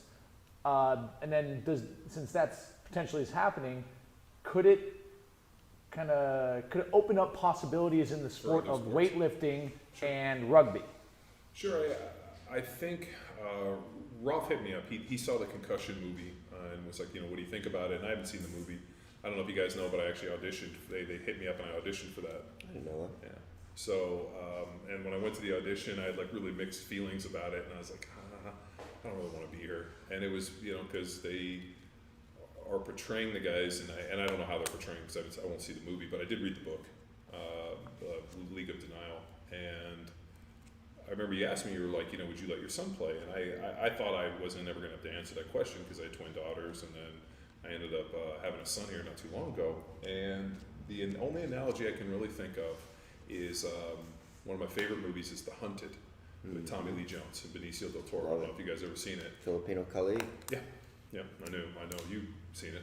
And in the movie, Tommy Lee Jones is talking about, and he's kind of a socially awkward kind of, recluse. And the FBI lady asked him, she's like, how did you get into this? How'd it go? He goes, well, my dad went to Vietnam and he either lost sons, I can't remember exactly what it is, but he came home and he was going to make sure that his sons never died in another war. So at that point, he put a training program, he put this whole lifestyle together where he was going to train them survival skills, and if they ever had to go to war, he was going to train them to come home alive. And I remember when somebody asked me this question that scene in that movie went through, and it's based off of Dan Brown, who's a tracker, and he teaches stuff in New Jersey and all over. And if you guys could look him up, I've read all of his books. And that same idea that if you are going to potentially have a son who might want to play football, it is your responsibility to train him in such a way that he can survive I guess you could say, the rigors and demands of that deal. And I always looked at my buddy Rick used to joke, and he'd be like, man, you shouldn't call that weightlifting, you should call it like building a meat suit. And I used to joke, and he'd always call it, be like, dude, your meat suit's looking big. Look at the thick. He always made that joke. He's like, dude, it's almost as if the weight training creates armor, and that armor and position and all these other things end up helping you survive the rigors of the game. And I think about, people ask me like, oh, did you have any back injuries? I'm like, not that I'm aware of, but like we worked a lot on trunk stability. We worked a lot on that idea, but I also got a lot of that from the fighting stuff, where you are never in a point of completely relaxed, but you're never tense. And I remember watching guys get hit in the jaw, and it was the dudes that were like in this position all the time, or the guys that kept their mouth open were loose. So you had to keep that task-specific tension. And I think teaching that, and also weightlifting, training, moving, doing all those other things, and making sure that you're always on the receiving end. The guys that got hurt playing football were the guys that were on the receiving end. The guys that were on the giving end. And my analogy, dude, and I've told you guys this before, and I literally said this in the NFL in a interview with somebody asked me one time, what's your philosophy with football? I was like, I need to be the hammer more than I'm the nail. And if I'm the hammer more than I'm the nail, I will survive this game and I'll walk away. If I'm the nail, I won't walk away, they'll wheel me away. And I always think on a long enough timeline, everybody's gonna get fucked up. So as long as you're the hammer more. So I think if I have an opportunity and my son wants to do it, I have to prepare him the best to my knowledge, and then all of a sudden push him out there. But not also, give him the opportunity to do it too young. I mean, most of the guys that I know that have gone on to play very well in football have found it later in life and done other things. And I think you develop and you look at the skills that you want to create. You create those skills, and then football's just really a melting pot of a lot of cool other sports and skills, and then just some fucking grit.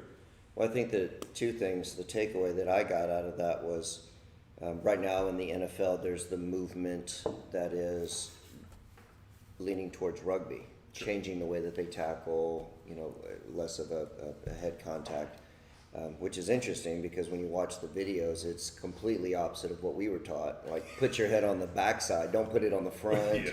And you're like... No, I was taught, take your forehead. Oh, yeah. And I want you to, drive it through, but I want you to hit at a position that's actually 3 feet behind yeah. it. So I mean, like, it was the idea of like, I want you to hit through the body. Yeah. Like there was no hitting the body, and that's why when you watch the old football stuff, guys. Ronnie Lott. God. Love that guy. Dude, well, like I always think the hardest hit I've ever seen was Timmy Houck, the guy, and he's the safeties coach now for the Eagles. Mm-hmm. But Timmy was Chuck Cecil's protege and was his roommate in Green Bay. And then after they got rid of Chuck Cecil, they didn't want his ass around anymore. But Timmy came to Philly, and I swear to God, dude, he was like Timmy the Hammer, dude. I mean, it was unbelievable. He ended Michael Irvin's career. Yeah. Michael Irvin caught the ball, and Timmy literally fucking lit him up. The dude's out there paralyzed, and what do the Philly fans do? They cheered. Such fucking. Remember when one of the hardest hits I remember was Steve Atwater hitting Christian Okoye through a hole. Dude, to this day, they could hear it in the top, like the top section. And didn't Okoye go down? Oh yeah. Yeah, I remember that was when they bubbled Like, him. think about the physics. Yeah, Okoye was 260. 260 is a well-moving Fast. giant man. They tried to say he was 220. That dude was No. ever been at like 260. No, that guy was 260. Yeah. And I remember Steve putting him on his butt. And I was like, the physics of that Yeah. are unbelievable. That would have killed anybody else. I'm glad it was Christian getting hit. Yeah. Anybody else touching that ball would have probably. And he was never the same. No. No, he was the Nigerian nightmare. And then Not after that. And then after that, no one. No. Well, don't you remember my other on the other end of the spectrum, which you guys probably don't know, was the whole Bo versus Boz. Oh, Where it yeah. was Bo Jackson versus Bosworth, Oh yeah. and Boz got annihilated, and that was the end of his career. Yeah. Like he Ruined him. Yeah, he fucking Bo. But to this day, Bo Jackson is. I think if you could go and make a case for the best, most gifted athlete ever to play, Yeah. I think Bo Jackson's up there. Oh yeah. Oh, I yeah. mean, I was pretty fortunate. When I was in 8th grade, Art Shell was the head coach of the Raiders, and his son Chris Shell was my friend, and I got to go to some of the Raiders games.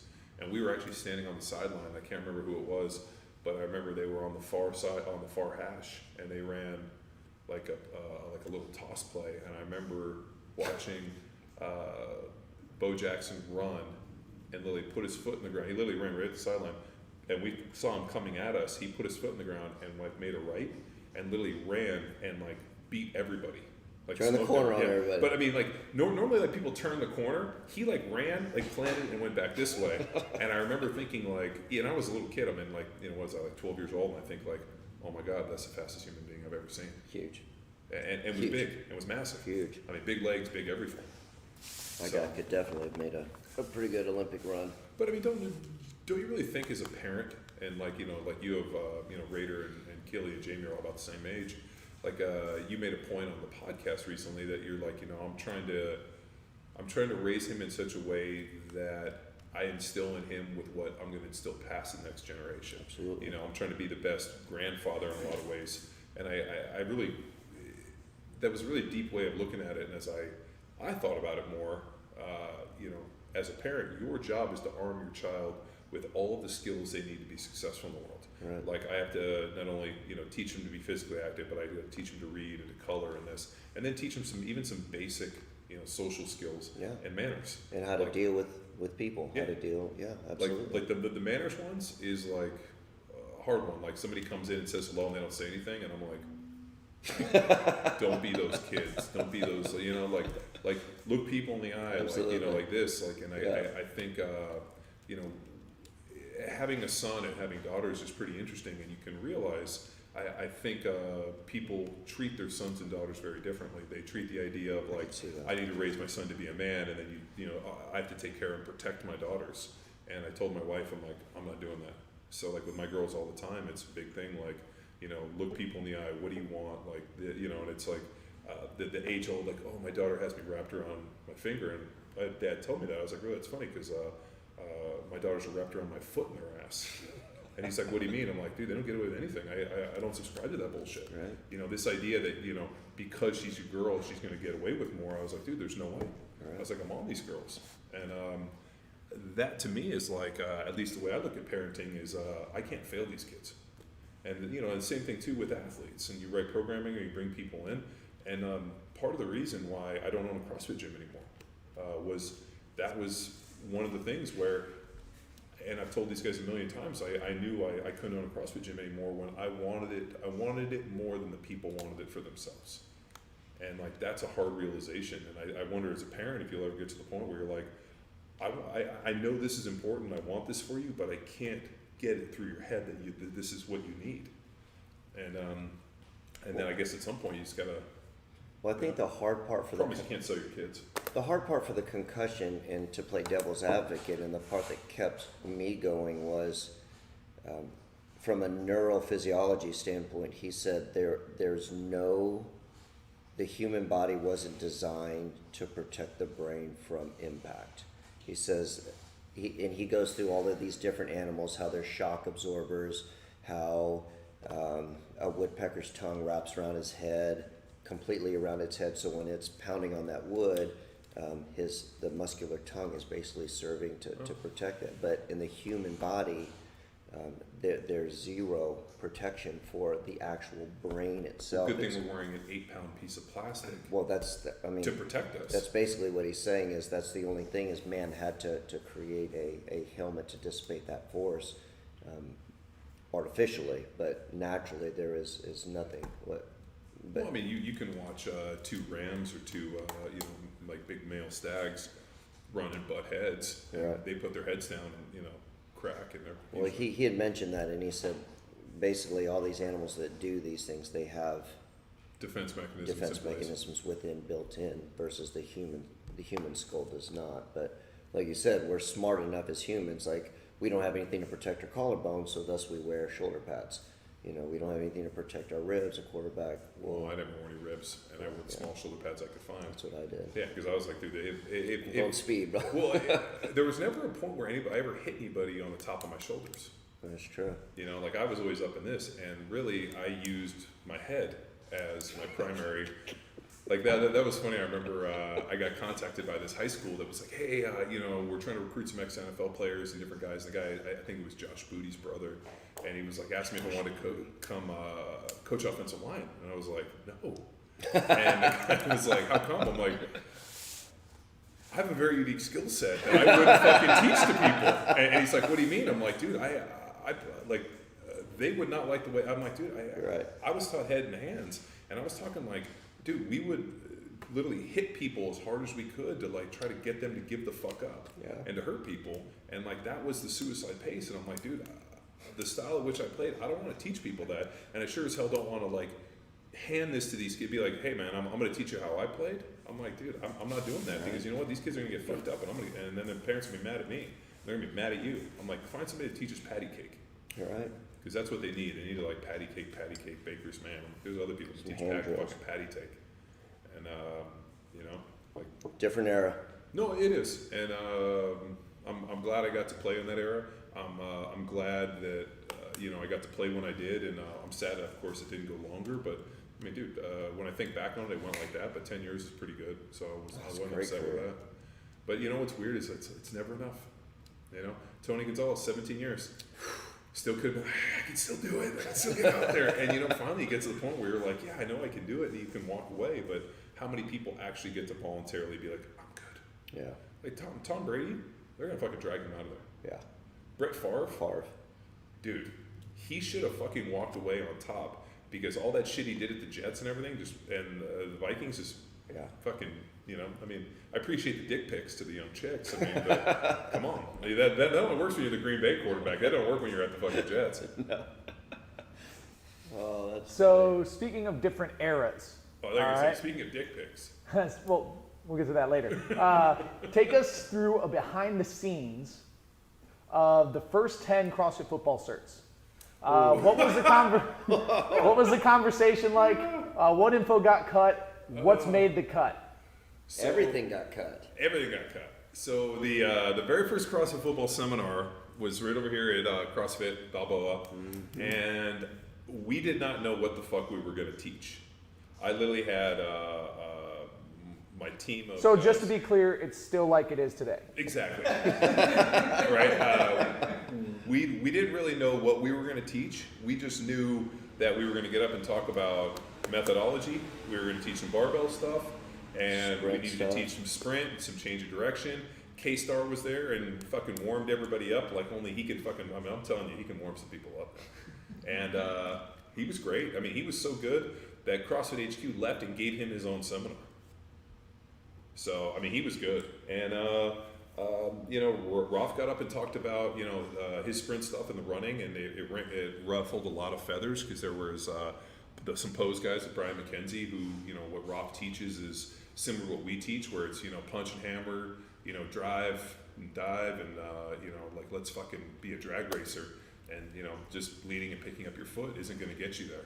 And so, like, there was a lot of battling, and it was really good. And at that point, we had to, almost after the very first one, because everybody said it was great, I had to go back and, like, recreate the seminar. Because all of a sudden, Kelly gets his own seminar, and then we go down, and we went to Tennessee Tech. Yeah, the first one we taught was at Tennessee Tech. And we actually went in early and worked with their team, and then we taught a seminar at Tennessee Tech, and I had to actually get up and really think about the methodology. And ironically, all of CrossFit HQ showed up. Remember, they were like in 27 different black Escalades. Rolled up in and we pulled up in a minivan. And we pulled up in a minivan. Yeah. They looked like they were going to a fucking funeral. I remember I had to kiss the ring. Yeah, that's true. Literally. When did that bad? You know, Rob's out there. I'm like, what are you doing? Why are you kissing Greg's hand? Like, I don't know. I put it out there. I figured what I had to do. When did that? Ask for a favor. And so I get up and I give this intro, and we're like in a classroom, and I fucking bombed. I totally bombed. I know I bombed. It was terrible. I didn't know what the fuck I was talking about. I was trying to talk about like general specific. I had no fucking idea what I was talking about. And you know, that initial bombing, actually, I think all of CrossFit HQ left after that initial talk because they knew it was so shitty they didn't have to worry about anything. So technically, it was probably a good idea. But you know, we got out there and you know, just basically did what we did. You know, we taught the basic lifts, we taught the sprinting, the running, and looked at it like what was a ready-made strength conditioning program. And then over the course of time, and then the next one, I think we taught it Blast Indy, which Raph decided not to come to. Remember that? You missed your flight? I did. Yeah, I don't know, either you were pissed or... No, you didn't send my flight. Are you Oh, yeah. I've seen that before. Never got the info. That could be right. You fucking got the info, you just Never didn't got fucking the get on the info. flight. Raph, where are you? You're like, I don't know, I'm not here. I'm like, we had a fucking seminar. So, and they lost my luggage. That's when we went to the old backpack, we don't check luggage bullshit. Yeah. So they lost all my luggage, and we had to go teach the seminar, and I had to do my best Ruiz imitation. And that was really good because we got done, and everybody's like, this is fucking great. And I was like, this was terrible. And then we just, and like, the more and more we taught it, I think we just had more and more dialogue, and we were able to sit down and... We had So to, for the folks we had at to home- figure out what we couldn't keep because Yeah. we went to Dallas and we immediately Yeah. realized we will never do the broad jump ever again. Well, Because that was... So we had this idea that CrossFit football should be a strength conditioning program to develop athletes and football players and whatever. We used to watch cut-ups, remember, at lunch? I was like, we watched cut-ups on a fucking screen. We got rid of that shit real fast. And people were like, are we really watching Kansas City Chief cut-ups? I'm like, no, this is good. Watch this next play. Like, oh, yeah. I'm like, I got my red clicker over there. I'm like, this is fucking ridiculous. But I think what we did is we had an idea of what we wanted to teach based off of not only my training, your training, and what we were doing. And the people that showed up, we kind of thought would be at a certain level. And I think what we realized fairly quickly is that we were asking people to do things so far outside the realm of what they could do that it was doing more harm than it was good. Yeah, there's certain things weren't practical for us. Yes. Like, I mean, we used to do banded resistance sprints, and then all of a sudden dudes are blowing caps left and right and tearing, like having these like catastrophic fucking life-ending injuries. And we're like, at the beginning I asked if people sprinted. Yeah. And then we realized that people don't really sprint. Yeah. Who's done change of direction? How many people haven't done change of direction? Everybody's like, raise their hand. Oh yeah, we do change of direction. And then all of a sudden, falling everywhere. Tearing ACLs left and right. Big one, we asked somebody, hey, we're going to have you work up to a heavy triple on the back squat. Have you guys done anything over 90%? Have you ever squatted a heavy triple? Yes. And then all of a sudden you get people start adding weight to the bar, and all of a sudden, dude, 225, I squat 400 pounds and they got 225 in the bar, and it looks like Ruff's, preferred, position, the pooping dog. Or, I remember one guy, and I remember he's like, how'd it look? I'm like, it looked like a dog shitting a razor blade. That was how it looked. Like, he was like, literally, it was like a dog shitting a razor blade. That's how he looked. And he was like, that's not good. I'm like, no, that's not a good one. But, so I think what we did is we didn't really understand our audience and what they needed. I think we had some ego about what we wanted to teach them. Like, I remember you would get up and give your 3-hour physiology talk. 3.5. Yeah, if we were lucky. So Raph would get up and give this amazing physiology talk, and I remember at the end, people were just kind of like, their faces were like melted off. And Raph's like, you guys are strength coaches, you should understand physiology. And I remember you got pissed and were like, I'm out of here. No, Raph was like, can somebody give me 3 muscle contractions? And we were actually in Oakland, and the only one that actually raised his hand and gave us a correct answer was Tex over there. Yeah. 8 Mile moment. That was your 8 Mile moment. Yeah. You know what? You had one chance to be rabbit, and you fucking made it happen. Yeah.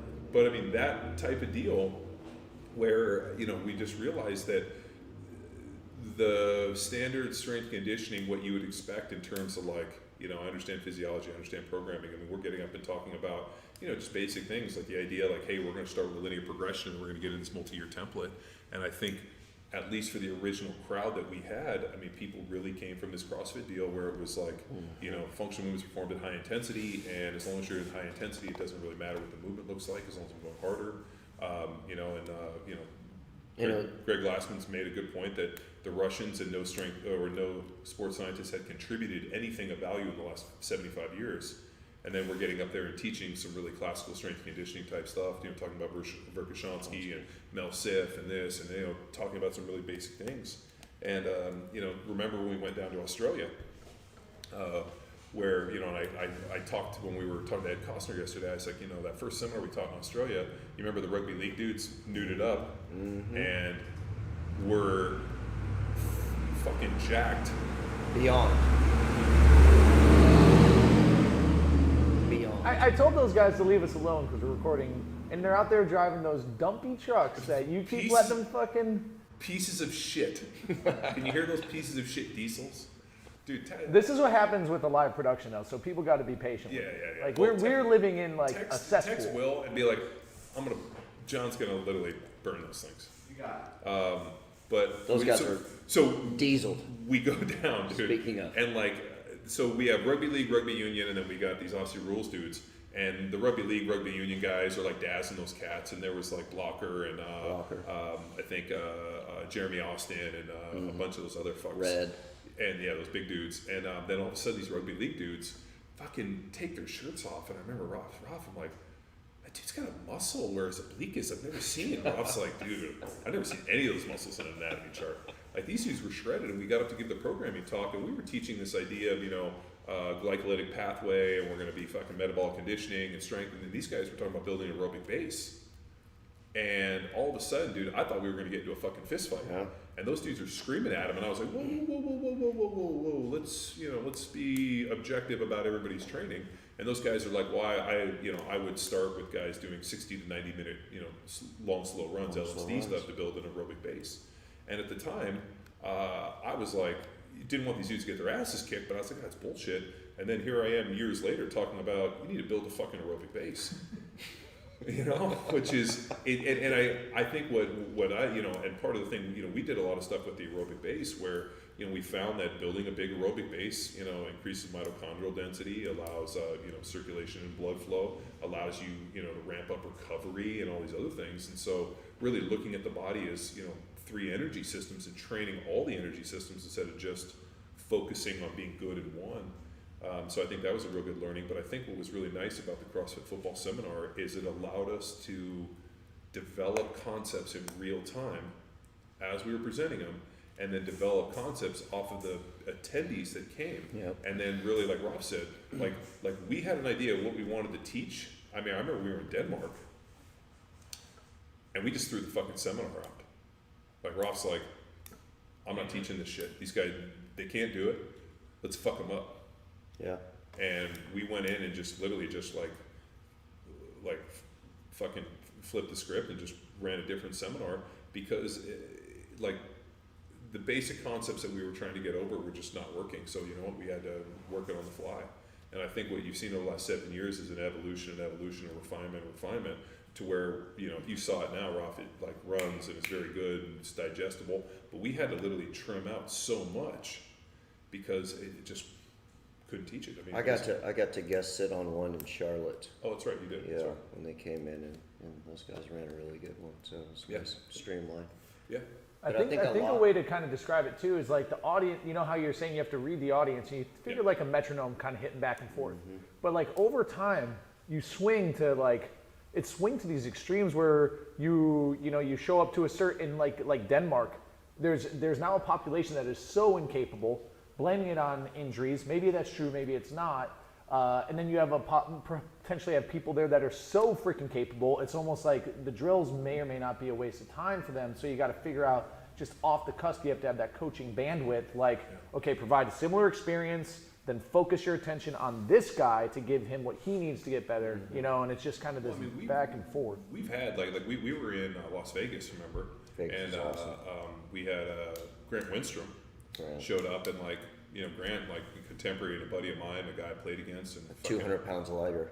No, he was probably like 120. He played at what, like 270, 280. He's like 50 pounds, looking good. He was fucking shredded up. He was. And dude, he came out and brought all of his coaches and his wife. And dude,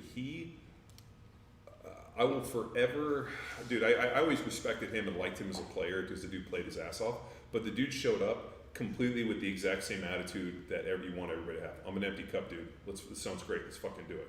And was like, I'm in. This stuff's amazing. And like busted his ass. We were running like suicide sprints on a basketball court, and I'm out there racing him. You know, like it was just one of those things where, you know, that's the type of person you want. But yet we've also run into other people that were fucking fought us every step of the way. Well, it's interesting because you look at the evolution of the CrossFit Football Seminar, where it started out within a community that just wanted to have their ass handed to them. And it ended up being a situation like all they hear when any of us are giving our lecture is wah, wah, wah, wah. Okay, when's the next WOD? Wait, you know, just let's go.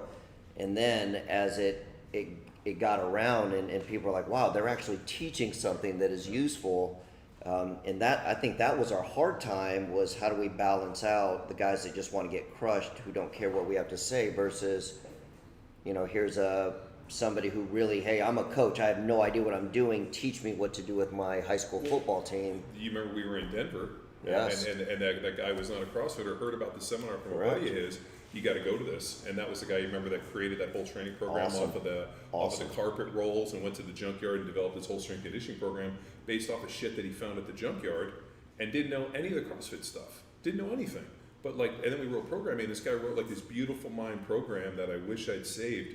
That was the best program that's ever been written across a football seminar, and there was zero CrossFit in it. The guy had Chevy 350 blocks with handles, they had chains, they had these carpet bag rolls that these kids would Zercher squat. And he could back everything up. Yeah, and then the guy was showing me YouTube videos, and they were the worst team, and they became the best team, and like this dude was it was the embodiment of everything that we ever hoped to do with the seminar was what this guy did organically, and he came to us. And literally, like, that to me was something where I took a huge step back, and I was like, I need to unfuck myself, and I need to pull my head out of my own ass, and I need to realize that there are people out there doing really amazing things, and we need to start encompassing them and really offering them stuff. And really, like, that was kind of the advent and really my first mindset with Power Athlete, you know, and what really spurred this whole thing was a blog post. I got an email from a guy that said, hey, what would the CrossFit football look like if there was no CrossFit in it? Like, how would you write a program for somebody that wasn't a CrossFitter? And that was what I wrote, which was the Power Athlete template, which ended up becoming Power Athlete, which is, and then I realized, like, hey, there was a market for something where people were, just not increase work capacity or broad time mobile domains. The idea to, seamlessly and effortlessly combine primal movement patterns, through space to accomplish a known and novel task. The idea of developing athleticism. That's my definition of athleticism. I like it. And, putting that together and looking at it and being like, if fitness has this, this idea that, sickness, wellness, and health, that there's a continuum of athleticism, that there's never a point that you cannot continue to develop your athleticism. You can be 80 years old and working on becoming a better athlete. And that the never-ending continuum is actually developing athleticism. And all things being equal, the better athlete will be the better competitor. And so as much as I thought I knew as an athlete, when I started teaching the CrossFit football seminar, it probably was, and I won't say probably, it is one of the most enlightening things I've ever done, because not only did I get the opportunity to travel the world and meet people that were doing a program that they found organically on the internet, and then I got to show up in Bodo, Norway, New Zealand. Bodo was cool. Yeah, we went to the Arctic Circle to teach a seminar. I mean, we showed up. We ate whale. We did eat whale, and we drank mead, which was like fucking fire, and the sun never went down, which was also weird. But so here's this program we put out on the internet, and people find it organically. They do the program, and then we travel and meet them, and every single person had the same deal. I got stronger. No shit. I got faster. I did better. I was a better athlete. This program is developing, and the word I heard is that I'm able to move better. And I'm like, why? What is it about the program that forces people to move better? And you know what? They couldn't tell me. They were like, I don't know. I just do this stuff. And then I realized a lot of people just don't give a fuck. People just want to be better. And however you get there is however you get there. And so then I looked at it as almost my responsibility to look at it and say, all right, if they don't care, then I have to care. And I got to understand it, and I got to step my game up. And we, over time, just meeting all the people organically and like seeing all the information, and really Talk to Me Johnnie was writing that blog while angering and therapeutic really helped me formulate my own ideas on just a lot of different things, and it forced me to research a lot of things that I hadn't really thought about. And then based on that, you just kind of come out and, and then what's interesting is, you start here, you think you get here, and then you go back to here and you realize that, everything that we worked on for all those years when I was training with Raph is as true today as it ever was. That's a good point, where one of our identity crisis when we first started was we had this idea of how athletes should train, but we ran into logistical problems with facilities. Yeah. Where we were like, hey, let's do change of direction, and we were used to doing it on our mat or turf. Sure. And then the original, when CrossFit started to blow up, was, hey, go get a concrete warehouse, go get a little storefront that had zero capabilities for doing what we effectively wanted to do. And now you look at the evolution of how CrossFit has changed, where a lot of the boxes are now going towards, hey, don't get this 500 square foot facility, get this 5,000 square foot facility and turf it and make it look like a college strength and conditioning weight room. We taught a seminar in Texas. That's where we met Gail Yacom from CrossFit Strong, and I always remember Gail Yacom's name from CrossFit Strong, because he was the guy that told me, I'm going big. I'm open 18,000 square feet. I'm like, your first CrossFit gym? Don't know shit about it. Just got my level 1. I'm going fucking all in. And he literally pushed it in. Good. And periodically we'll check on CrossFit Strong. And the reason being is, I remember the joke is, I'm like, CrossFit Strong, huh? And he's like, yeah, it's a great name. I'm like, but you're not strong. He's like, well, I'm like, yeah, you're not strong, Gail. And but he's got a big gym, and he kicked ass, and he fucking went big. I mean, he saw the writing on the wall, and he's got like a bunch of coaches, but he had a big spot and turf, and really saw the evolution of what you wanted to create. Was you need a place for people to push prowlers. You got to be able to sprint and move. That keeping your feet on the ground and just going up and down, whether it be in a thruster or a squat or any of these other things, isn't going to allow you to develop athleticism. And we found that out at Virginia Beach. We went and taught at Tony Blauer's pace, and one of the original CrossFit OGs, Brandon Gillum, came to our seminar, and Brandon fucking thrust his ass off, looked great, super strong dude, could not change direction to save his fucking life. It was brutal. Super great DI, and I was joking with him. I kept calling him Zoolander. I'm like, you're an ambi-turner. He couldn't turn left, but he couldn't turn right either. So he wasn't an ambi-turner. He was a no turner. But I mean, and I remember base, standing up really tall. Yeah, and I remember rapping with him. I was like, dude, tell me about your training. Oh, like he literally classic. And I remember being like, it wasn't his fault. Like, and that's the original joke. And you guys still hear me at the CrossFit Football Seminar talk about the Goodwill Hunting moment where I like hugged him. I'm like, it's not your fault. He's like, not you, man. And like, that's what it came down to. I'm like, it's not your fault. Like, we're teaching complex movement patterns that you haven't developed. Why would you think that you would be good at these? And that was, and then I think people realized it when they were like, oh, if I want to be able to change direction and move through space, I should probably change the direction and moving through space. And I should understand how to put my foot in the ground and, foot position, and that if I do 100,000 squats with my toes out, then all of a sudden when I go to plant, I'm going to default to that position that I've reinforced, and that's when we started getting into the toes forward model, which everybody fucked up because they started going here and then they started driving their knees out past the toe box, and we always wanted the knees to track over the insteps in our pyramid position. Push your butt back in that good position. Don't drive your knees out so hard. And so like it was, talk about that whole thing going fucking jumping the shark. I'm literally watching a K-Star and these guys arguing it, and I'm like, oh god, I want to go watch Fonzie jump the shark right now. But it was bench. Oh yeah, we used to have the 225 bench part. Because we started this with the idea that we were going to do like a combine. Dude, we were going to do a combine. We were going to have vertical jump. So we would bring the Vertec with us. We traveled with the Vertec. That's why we have it. Terrible idea. It's fucking right over there. Terrible. We still have it. You see it over there? Yeah. So I had to travel with the Vertec. We had a Vertec, and we also had, obviously our projector, so we could watch cut-ups. And I had to bring my computer so we could watch DVD cut-ups of fucking football. Boxes of waivers. Yeah. Sure. Boxes of waivers. Thank God we met Luke, who put it all on the internet. I was like, you can do that? You can sign your name electronically? Luke's like, yeah. Don't worry about that. I am a hoarder of sorts. I have still those fucking cut up DVDs out here. We should fucking just, have a few brews and throw in those cut ups, see what's up. Oh, you mean the ones from the original cert? Oh yeah, I know you do. They're in my desk. That's awesome. But like what was interesting is, we had this idea that we were going to test people and we were going to put them through a combine. And so one of them was a 225 bench. And I believe the record was like 40 we had this dude from Canada. We were teaching a seminar in Toronto. And this big bodybuilder dude came in with his wife who was like a fitness chick.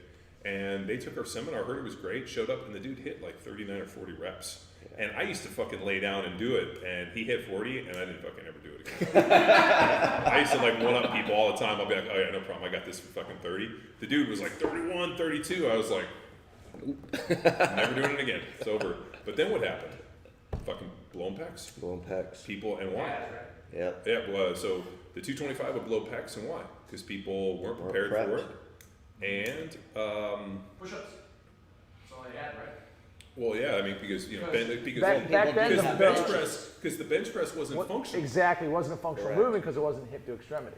Yeah. I was one of those guys. I know what's up. Right. So and then I talked about it, and I was like, well, if you don't believe the bench press is functional movement, I want you to come over here and I want you to stand about 18 inches from me, and I'm going to punch you as hard as I can in the chest. And at that point, you're going to see the definition of a functional movement. I did that to Kelly Starrett, who was like, no, the bench press isn't functional. And I went, wham, and I hit Kelly. And he was like, and like, dude, as he goes down, he's like, fuck you, stop my heart. My fucking heart skipped a beat. And to this day, he's like, he will never get within arm striking distance of me. He's like, honestly, it's like a gorilla in the cage. He's like, I'm never going to get like stay 18 inches. I'm at 19. But like that, so people blew pecs. And calves, left and right. Yeah. And we had a lot of rolled ankles, and like that was a big thing too for us. Is like looking and being like, don't wear those shoes. Why? You're gonna roll an ankle. How do you know? Because for the last 7 seminars, everybody that's worn those shoes has rolled their ankle. So the original Nanos, people were blowing out their ankles left and right, and that's why we ended up going to Vans, because the Vans have such a wide base, and we're able to kind of put the foot in the ground. They were light enough, and regardless how old and shitty your vans are, they never really lose that flat waffle deal. So that's why we started wearing the Vans. So, but it was really interesting. I mean, in the early days, we almost had to convince people of things. Like we would get up and present these things, and people would push back. And I think over time, we didn't have to convince people as much. And I think it's because people became more educated, or we just fucking beat them over the head more. Well, I think because the initial offering within this community was fed, force-fed into a certain route, and when it's sold with enough passion, it's accepted as tried and true. Sure. And it wasn't until people started Googling and saying, hey, fitness and developing better athletes and sports performance wasn't created, by this certain entity. People have been doing this for a very long time. And just like anything, and what we were talking about earlier is the games this year will drive people because it exposed a lot of weaknesses. It exposed people to change their direction, and people all of a sudden are saying, you know what, let's figure out what people are doing to change directions better, because obviously. Well, we're going to reach out, to some of the CrossFit athletes that we work with, and Tex worked with Chrissy Atkins. Toes forward. It really helped her, and the idea of teaching people. I mean, I remember I went to go teach the sled push a couple years ago at that seminar, or for CrossFit HQ, and I didn't really. It was kind of ironic because they had that big push sled on concrete. And the easiest way to drive a sled on concrete is head and hands and drive into it, push onto it. Then all of a sudden, when they brought the sled out for the games, they put it on grass. Ooh. And I remember going out there and being like, let's demo this thing. And I went to head and hands it, and I couldn't move it. Oh yeah. And I was like, dude, you guys are, and I also realized that people were gonna break their fucking necks when they were tired. So I was like, hey, we're gonna put the shoulder into it, and I was like, I want you to lean on it and drive this thing, because there's no way to get momentum. You guys don't have enough mass. So I literally changed the technique of everybody. And then all of a sudden CrossFit put out the video, and then they saw the people doing a different technique, and they were like, people were losing their mind. They're like, oh, they didn't fucking listen to a thing that Wellborn said. Why the fuck did they bring them out there? And I was like, dude, they didn't show me fucking demoing and being like, hey, a metal sled on concrete is completely different than a metal sled that has weight on it on fucking wet grass. And I was like, the only way you guys are going to survive this thing is head and hands and fucking short choppy steps. So, but you know what, like there's an opportunity, I think, to look at, and I think you're going to see this with CrossFit. I mean, if the metabolic conditioning and your conditioning is all equal, your efficiency and movement and, your athleticism are going to become, the equalizer. Yeah, the equalizer. Or something that puts you above and beyond. Yeah, I mean, I was really impressed by Matt Frazier this year. I mean, who's a high-level Olympic lifter. And the guy's got that in his bucket, and all he had to do is develop an engine and create more capacity, and then the dude goes out and crushes it and ran away with it. I mean, there was really never a point at which anybody he thought he was not going to be able to win it. So, and then we watched the girls. I mean, the Katrina, or was it Katrin David's daughter? Dude, awesome. Unbelievable. Her movement from when she, a couple of years ago compared to what she had now, I mean, she's just really matured and is just a more pleasing athlete to watch. So, I mean, I think that's where it's really going to go, that, the fitness is going to become, almost like a full cup. Everybody's going to fill their cup of like their capacity, and now it's going to become that never-ending thread of trying to constantly develop athleticism. And I think that's something that I think we do really well and do better than just about anybody else on the planet. It's the idea to assess people, figure out why they're not better athletes, and then work to develop athleticism, which I firmly believe you can develop. So on the subject of athleticism, this may or may not be an inside job. You're saying it's a combo of primal movements. Ooh. I've never heard this term. Oh. Maybe. Can you guys walk through the primal movement patterns and maybe use that human pelvis on the table? I will Please. defer this to Raphael because I actually have, we teach this at the seminar with the primal movement patterns, but I learned this and have, stolen this from, I didn't steal it, I just borrowed it. You're inspired. It will inspire, but you know what, here's a big thing. I don't claim to have invented any of this shit. I learned, this conversation and what Roth's about to do, I mean, came over the course of many, many years. when I was talking about the idea of a bilateral hip hinge versus, changing the iliac crest and, the idea to step and lunge and how do you step. I mean, all of these things were done. And I remember very vividly training with Raph one of the first times. I mean, I was a big squatter. I squatted, 600 pounds before I was 20. And all of a sudden we're in there squatting big weights. And Raph was like, well, that looks pretty good. Let's go do some lunging. I was like, all right. And I couldn't do a bodyweight lunge. And Raph's like, so you play football and you run and you're on one leg a lot. And I'm like, yeah. And he's like, but you can't lunge?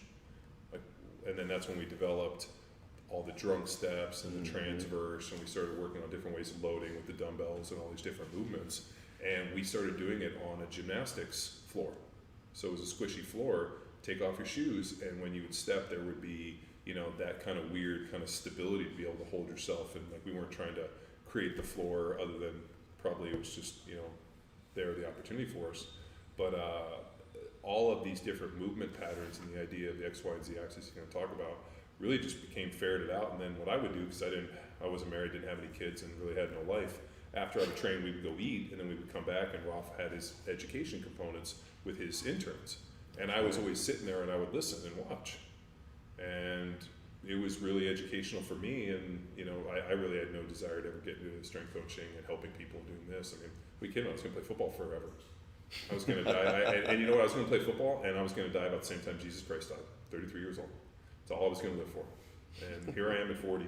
Can't believe I made it this long. So, Rob, please, let's talk about primal movement patterns. And Well, basically what happens is all human movement, number one, has to originate from the spine.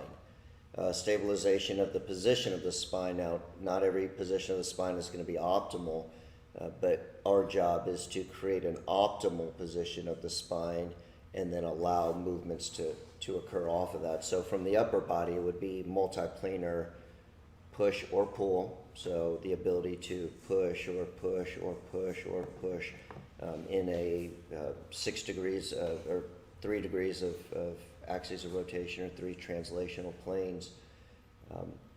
And then on that same boat, it's pulling. So pushing and pulling on all 3 of those and 3.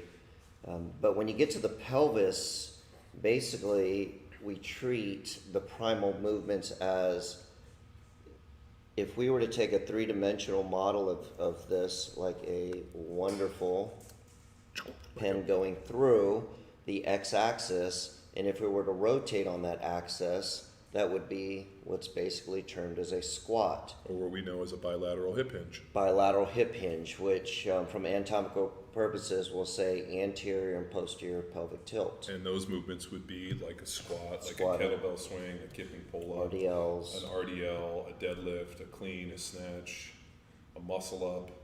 Yeah. So basically anything where the pelvis is rolling forward and backward.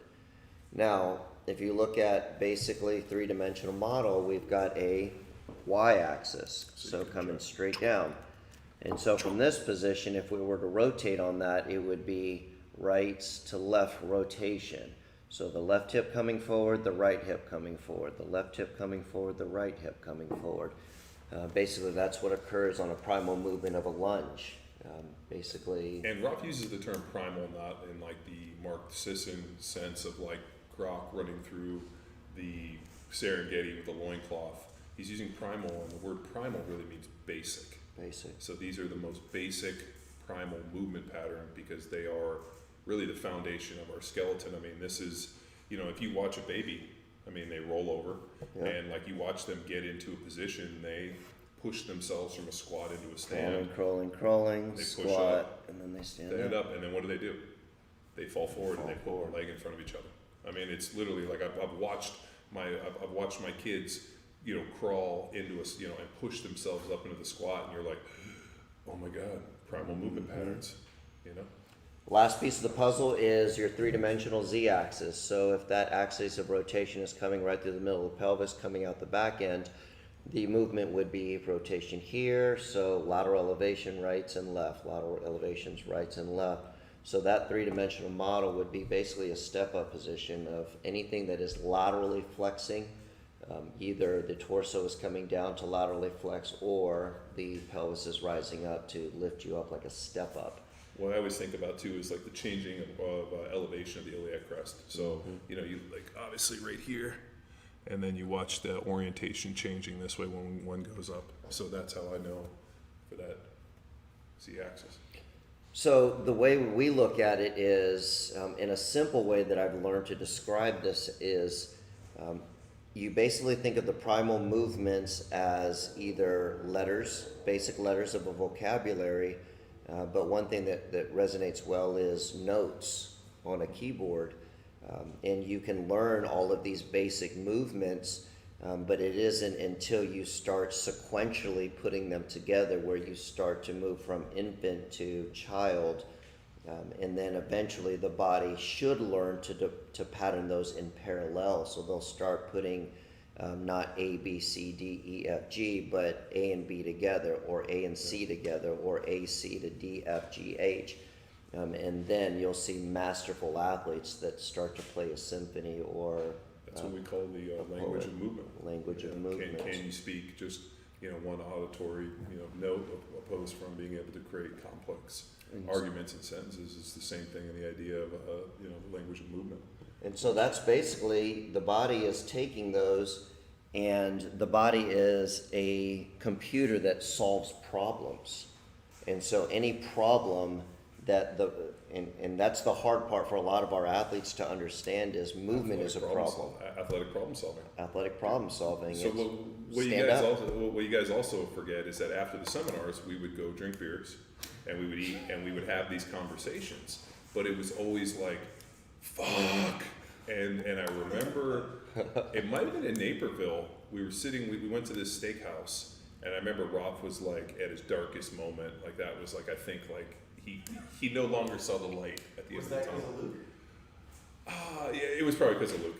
Listen, I was there. I was asking all the hard questions, making you guys justify your witchcraft, and there was good answers, so I bought in. And here I am. You're still fucking, possessed. No. So that was the breaking I remember sitting there, and part of the thing was like after this on Saturday, the host would always be like, "Hey, you guys want to go out to dinner?" Or I was like, "No, we're good." And they'd be like, "Why?" I bet because we're gonna go talk shit about you, and we don't want to do it in front of you. So we were literally, and I distinctly remember us having the conversation of athletic problem solving.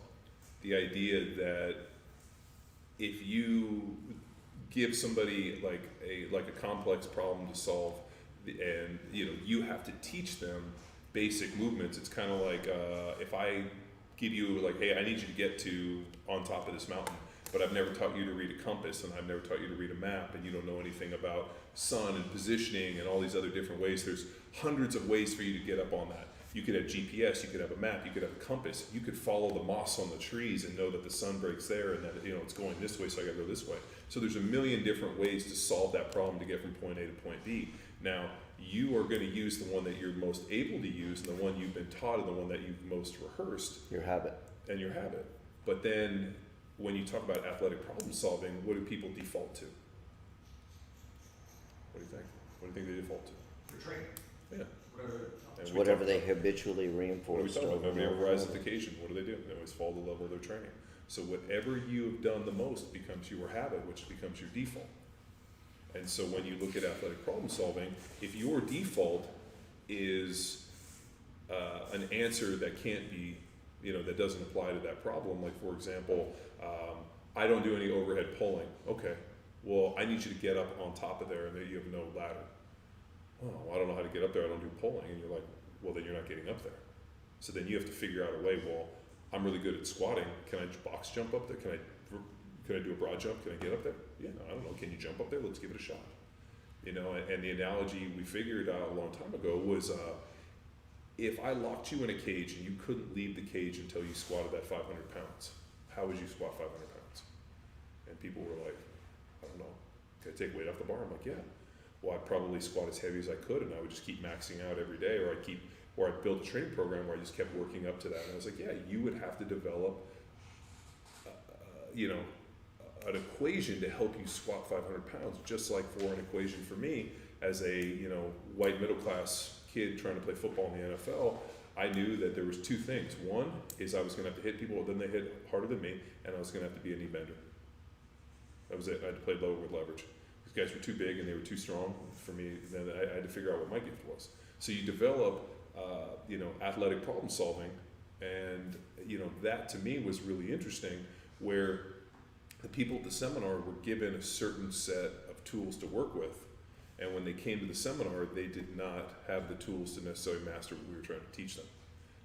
And the problem you run into that most people will have too much faith in their ability to rise to the occasion, and they do what we always say, and it's you square peg round hole. Yeah. Like if your biomechanical habit has you going toes out, knees out, Yeah. then every time you change directions, you You'd be can't toes out, knees you out. can't do it. They're physiologically, it's impossible to go toes forward, because if you orient your toes forward, then your whole body will shift, and so it just becomes this constant frustration of square peg round hole, square peg round hole, square peg. I don't know how to do the square peg round hole. Yeah, we see people get frustrated. And it's over and over. And the only thing that you could do is take an extra hop to decrease that amount of inertia that's being placed on you, or your foot sticks in the floor And you and you fucking fall. blow your knee. Yeah, or you injure yourself. So And I think, you're in that position, you're dealing with a population where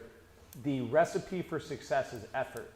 And no matter how hard you try, if you are not in that correct position, square peg round. square peg round hole. So all of a sudden effort isn't rewarded, it becomes frustrating. Well, yeah, I mean, it comes back to the idea that the only thing that matters is the end result. I don't care how you got there. I just want to know you got on that mountain. I don't care that you tried hard. Good. I mean, effort is implied. I expect everybody to try as hard as they can every day. The problem is that they don't give gold medals for effort. Correct. I mean, you watch it. It's not like they have the spirit of the games at the CrossFit, like they do at the CrossFit Games, where they give the spirit of the games, and they bring people up that have been there and busted their ass that might not have won, that have done this. And they give people that, which is fucking great. There's no spirit of the games in the Olympics. Fuck you. You didn't win a gold. You fade anonymity. And I think football is big in that too. I mean, I had a guy recently the other day. Was like, oh hey, do you know John Michaels? And I was like, yeah, he played at USC. They brought him in. Traded him from Green Bay. He was a first-round draft pick. Came to Philly, and they actually brought him in when I was a rookie to start at right tackle. And I ended up beating him out. And he got cut. And I think he's like an orthopedic surgeon now or something. Super smart dude, nicest guy on the fucking planet. And there's an opportunity where a guy had all the world, had first-round draft pick, whatever, and can't do it. So you know what? You got to go. And you know what? And then the guy, saves his money, whatever, and goes on, and now he's an orthopedic surgeon. He's probably kicking ass while, laughing at all these broke-ass, dumb, fucking NFL players killing themselves and doing stupid shit. Blowing their money on fucking rims and weed and, jewelry.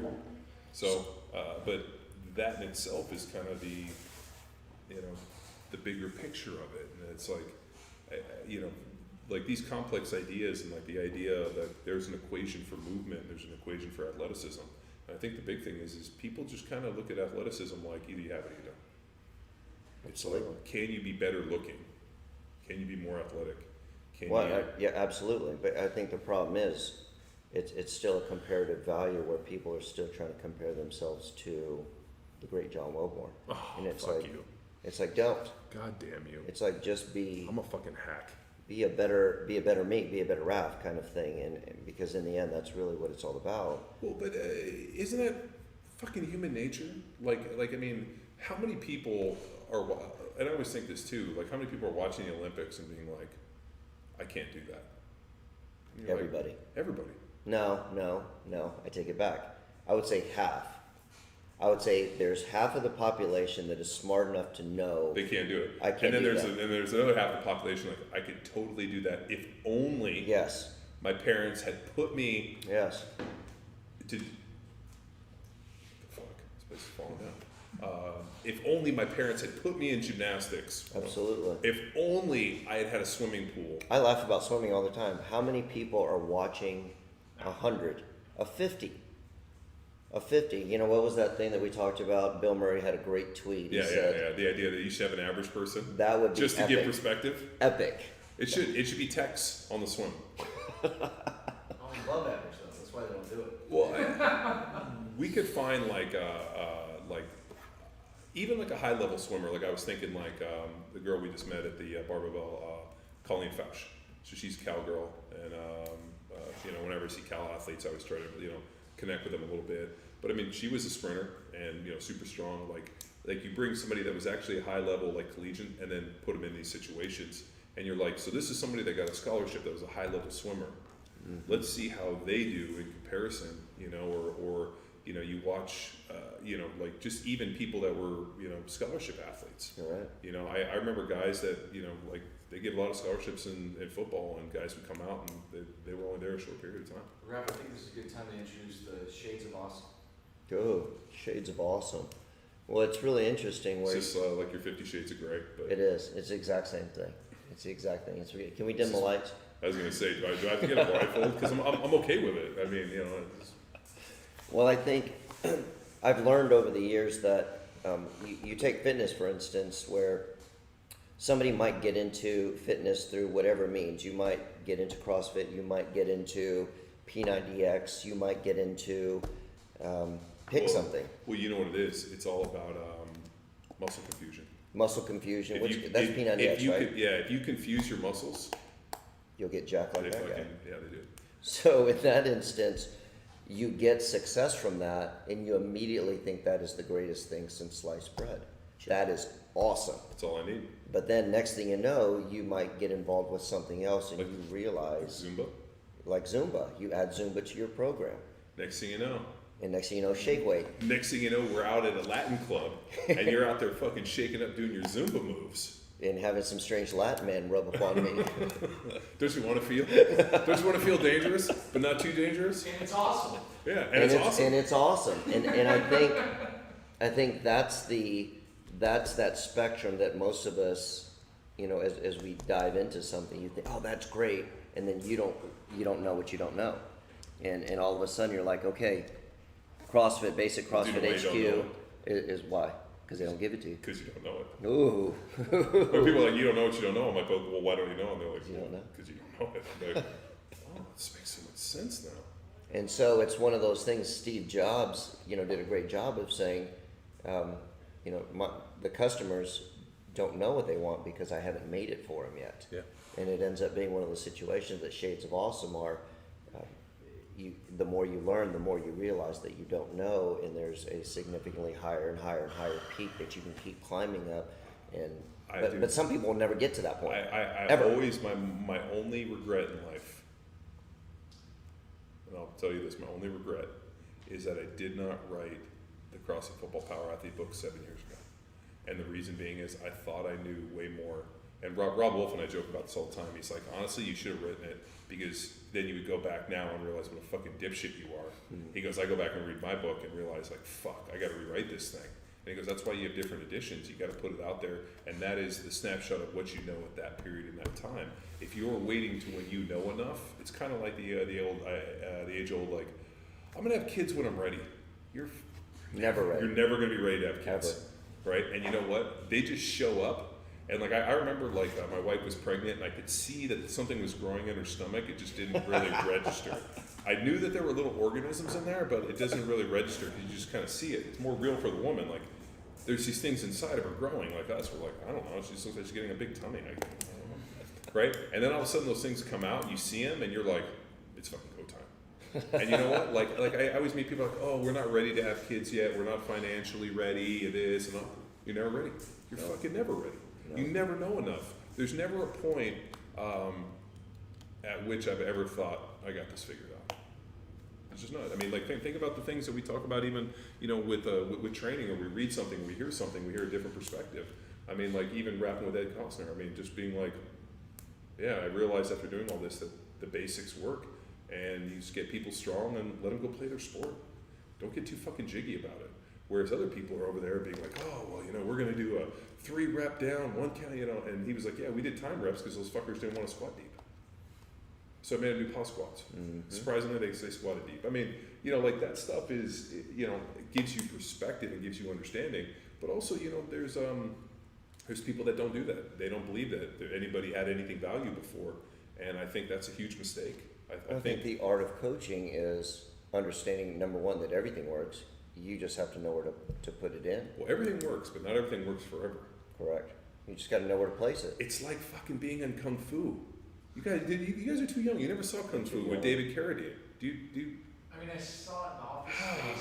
Rough. These guys. See, we were raised on this idea. There was like Kung Fu, where like David Carradine would have these flashbacks to where he was with his blind Kung Fu master, who literally was the king of rhetorical questions. Like the guy would ask him these things, like these statements. Like, go back and watch it. It's hilarious. He's like, why does the grasshopper hop twice as far as the whatever? I don't know. And they're like, it just like they were the most like esoteric questions. And I remember, I think we grew up in that generation where you're like, somewhere there's some blind master that's going to ask me questions, that's going to force me to think, to take me down this road. And you realize Kung Fu is just a TV show.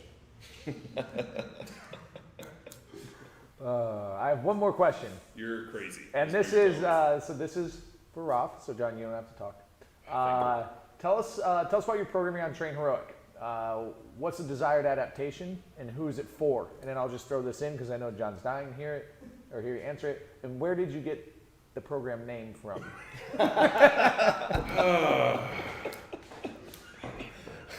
I wanted to be more in motion. God damn you. I wanted to be a little bit more in motion. Actually, the funny thing about that was I used to use Train Heroically all the time. That was something that I tell my athletes all the time. Whenever they were afraid to either go up and weight, whenever they were afraid to get out of their comfort zone, I'm like, you got to train heroically, you got to train heroically. And then you guys created that, and I was like, dang it. We didn't create it. Can we add that? So you know what they did? And personally, I thought the name was kind of stupid. But they wrote down all these names, and they went to a bar and they asked people which one they liked the most. Awesome. And that's how they ended up with Train Heroic. That's how they got it. What were they? What was second place? Did they say? They did, but Yeah, it was really shitty. none of them were good. No, none of them were good. But I'll tell you what, I couldn't have done any better, so I'm not casting stuff. Well, yeah, no. I mean, it was great, but Raphael's standard pitch phrase: "Be courageous." Like, if I could close, and I do, I close my eyes often. I imagine Raphael as my, kung fu master, except he has contacts, so he looks blind. And ironically, when I first met Raph, he had long hair. I did. And it kind of threw me for a loop. And how long? Shoulder length. Yeah. Like he looked like Brandon Lee in Enter or in the Bruce Lee story. And then why did you cut it? It had to do something like your vanity. Like I remember we saw the movie Seven, and you thought that you were the vain guy, and you shaved it all. Yeah, it was either okay. Yeah, and then all of a I think sudden it was 7. Yeah, we saw the movie Seven, Love that. and it was the 7 mortal sins, and Raph realized his hair. I'm not was gonna be vanity. Yeah, and he shaved it. I mean, I saw The Matrix and was searching for the blue pill. So who knows? I have a blue pill and a red pill. Take them both. Why did I take the red pill? As far as the programming is designed to help somebody move better, flat out. That's it's really designed as a non-specific. If somebody needs to take everything that we've done in terms of a comprehensive program, that will develop that. So not a football player, not a basketball player, and it goes along with what we originally started the conversation with in terms of sports specific. There came a point where I learned, and I had a question, me being the flag bearer, one of the flag bearers of sports specificity was, I looked at what we did well with football players. I'm going to get somebody to run high, run fast, jump high, be agile, be powerful. And then I said, but we're going to be sports specific with baseball, which involves running fast, jumping high and changing But direction. rotation and organized grab ass. Yeah, take out the organized grab ass, but nothing changed across the board of what I was looking at. I said, okay, the basketball coach said, do you have a program for basketball players? Yeah, it involves being quick and agile and jumping high. It's like a car that's too fast, or a girl that's too good looking, or that guy's way too funny. Like, these are things you don't like. They don't exist. It doesn't exist. It's not like that guy was way too athletic to be here. No, it doesn't happen. And so what I started to learn about how I wanted to approach this was, it wasn't up to me to make somebody a better basketball player. It was their mom and dad who had the genetics to make their child 6'6". It wasn't me that was going to make somebody a better gymnast. It was somewhere down their heritage, their genome said, you're not going to grow above 5'2". So you're going to be a gnome. So you're just going to be a gnome or a world-class gymnast. I'm not going to make you a better swimmer. It's the fact that I'm going to make you a better athlete. It's your freak shoulder flexibility in your ankles that can hyperplanar flex, and it's your natural pooping dog position that make you a phenomenal swimmer. And so once I understood that, my job was to get people to move better. So my job was to create better joint stability, better posture, and then basic primal functions. I throw in some of the directed things like high-speed running, quickness, change of direction, because I feel that's something that everybody needs, no matter who you are, whether you need it now or you're going to need it at some point in time when that dog is chasing you. And that's what my team on there is really designed for, is let's just make somebody a better athlete. And I'll make you squat toes forward. Well, we make everybody squat toes forward, because that's how everybody should squat. Why is there so much anger behind this? Like, there's significant anger. People get angry. Didn't Albert Einstein say great minds will always meet violent opposition from lesser beings? Ooh, lesser beings. That's Maybe racist. I had that lesser beings. Google that for me. Keep talking. But I think the way that people look at it is they're looking at it from purely, because I had a good talk with Greg Everett, who I count as a really excellent coach and a contemporary of mine, and one of the guys that has a really good sense of humor. But Greg talked about it being like, well, for Olympic lifting, where they need to be able to catch in that bottom position, getting the knees out of the way and opening the toes up opens up the hips and allows him to get under there, more efficiently. And and like looking at it from, and we had a great talk, and he was like, this is a good, efficient position for us in the pole and whatnot. And I talked about it from the idea of developing the squat as, a primal movement pattern and developing something for change of direction and running. And he's like, well, you're looking at the movement pattern for an application, we're looking at it for a different one. So, and my thing is, I think everybody should pull them.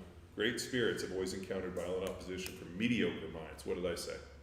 Lesser people. Lesser minds. Lesser people. No, I said. No, I think you said lesser people. No, I think you lesser were. beings.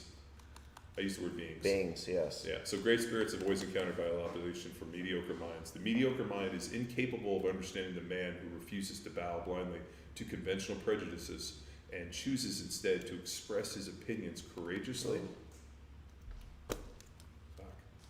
Ruiz, Einstein, and honestly. Damn. I like it. Fuck, that's a great quote. But I think I just think people are rooted in it, and the problem becomes, at least for us, when people start driving their knees out to the point where they lift their big toe off the ground and they drive outside their toe box, you take away all your power. The only thing I could think of is like if you open your toes up and they drive their knees out, maybe they can still keep their big toe down. But it's exactly what you alluded to earlier, is somewhere down the line in the microcosm of CrossFit was, hey, look at all these cool things that people are doing. I think that came from Mark Ripto. Well, I'm sure. Yeah. So I mean, Sure. So I mean, it's It's the idea. I mean, But also Olympic lifting. I mean, Olympic lifting, powerlifting. I mean, Correct. realistically, the only people that are talking about squatting toes forward is us. Is us. Yeah, is us. I mean, Kelly teaches it, but his deal is like drive the knees up to try to create internal hip torque. Whereas, we don't. Yeah, you should drive your knees out, but never out past the toe box to where you can roll your big toe comes off the ground. So put your big toe on the ground, drive your knee out, and it's probably going to track right over your instep. And if it doesn't, you should probably widen your stance a little bit more. But see, for me, the problem that I see is somewhere down the line, Olympic lifting has been very successful, and somebody said, "Wow, look at all the power they're producing. So let's put it into strength and conditioning. Sure, Let's I was in that program. Let's put in powerlifting. Let's put in blah blah blah." But nobody took into account what you just said is they do that technique so that they could get deeper into the squat and catch. Sure. And somewhere down the line, somebody forgot to put that footnote in there when they took that program and said, back in the 60s, hey, look at these guys lifting. Let's use this for my football team. Yeah. And without a emulsifying mind to sit there and say, okay, I like that's developing powerful quadruple extension, but we need to make a small tweak to it because most injuries are occurring on the eccentric portion of a squat catch, which is your plant foot change of direction. Sure. And if I'm driving my knees out or my toes out, and that becomes my new go-to habit, then that is going to set myself up The other thing up too for. is when you turn your toes out, you can't get your glutes to fire. Yeah. And so we get into all these people where they don't really develop the glute, and we know the glute is one of your big pushers for in the sprint and the run, and you look at change direction, and that ability to push the hips back, and then we also look at it from the idea like, well, why are we squatting? Okay, well, if our basic bilateral hip hinge is our universal athletic position, and I want to challenge posture position through full range of motion in that universal athletic position, and I'm going to use external resistance, aka a barbell or whatever else we use to challenge posture and position, then I have to create that good universal athletic position and challenge it. And we know that is a toes forward position. I have never seen any football player, and maybe I'm fucking wrong. I mean, when you guys go watch preseason, or no, don't watch preseason, it's fucking terrible. Watch the regular season. Watch when a linebacker sets up, or you watch like a running back when he's in his what we call his stance, his universal athletic position, when he's ready to go. Watch where his feet are. They point north and south. Not a single person is pointed out this way. But the problem is training in a weight room with the bar on your back, the stressor and the load is straight down. But the inefficiency and the injury is caused when it's coming lateral. Yeah. And that's the shift in the mindset that people who are so opposed to keeping the toes forward and the knees forward are missing that. I'm not going to get injured because I'm not squatting low enough. I'm going to get injured because I can't control lateral displacement of my knee. Yeah. And that's the part that they're missing is Or they keep can't that thing forward. decelerate, and then you look at like ACL Well, that's tears. exactly what I'm saying. Because they can't get their glute involved, and that was my big thing. I'm like, dude, you want to guarantee a torn ACL? I want you to run full speed and try to decelerate with a glute and a hamstring that's underdeveloped compared to your quad. Yeah. I'm like, dude, that's a dead giveaway. Or you watch guys go plant and the knee gets too far outside the foot, and what happens? The knee wobbles and they tear things. I mean, like what were you saying earlier? It was with force plates, pounds per square inch. Oh, there was a recent study that high-level sprinters were producing 1,000 pounds of pressure, force per square inch. And then you look at how much pounds per square inch to break a bone or tear a ligament. Absolutely. And then you think about the elasticity of the muscles and the fact that these are shock absorbers, and you go through the whole deal. But you start looking and things start. The idea becomes, if you're going to drive your car 200 miles an hour, which we do every day to work in piece of shit trucks, if you loosen your lug nuts, you might not have a problem today. You might not be tomorrow, as long as you're driving in a straight line. All of a sudden, we put you on a twisty road and you got to take some curves. Those things are going to shear off. You're going to lose your stud head, and all of a sudden, dude, you're going to have fucking a catastrophe rollover. Same thing. I mean, if we're constantly doing a training program that looks like bilateral hip hinge and is basically always moving straight ahead, no change of direction, no transverse, no lateral movement. You just do here, everything's done in the doorway.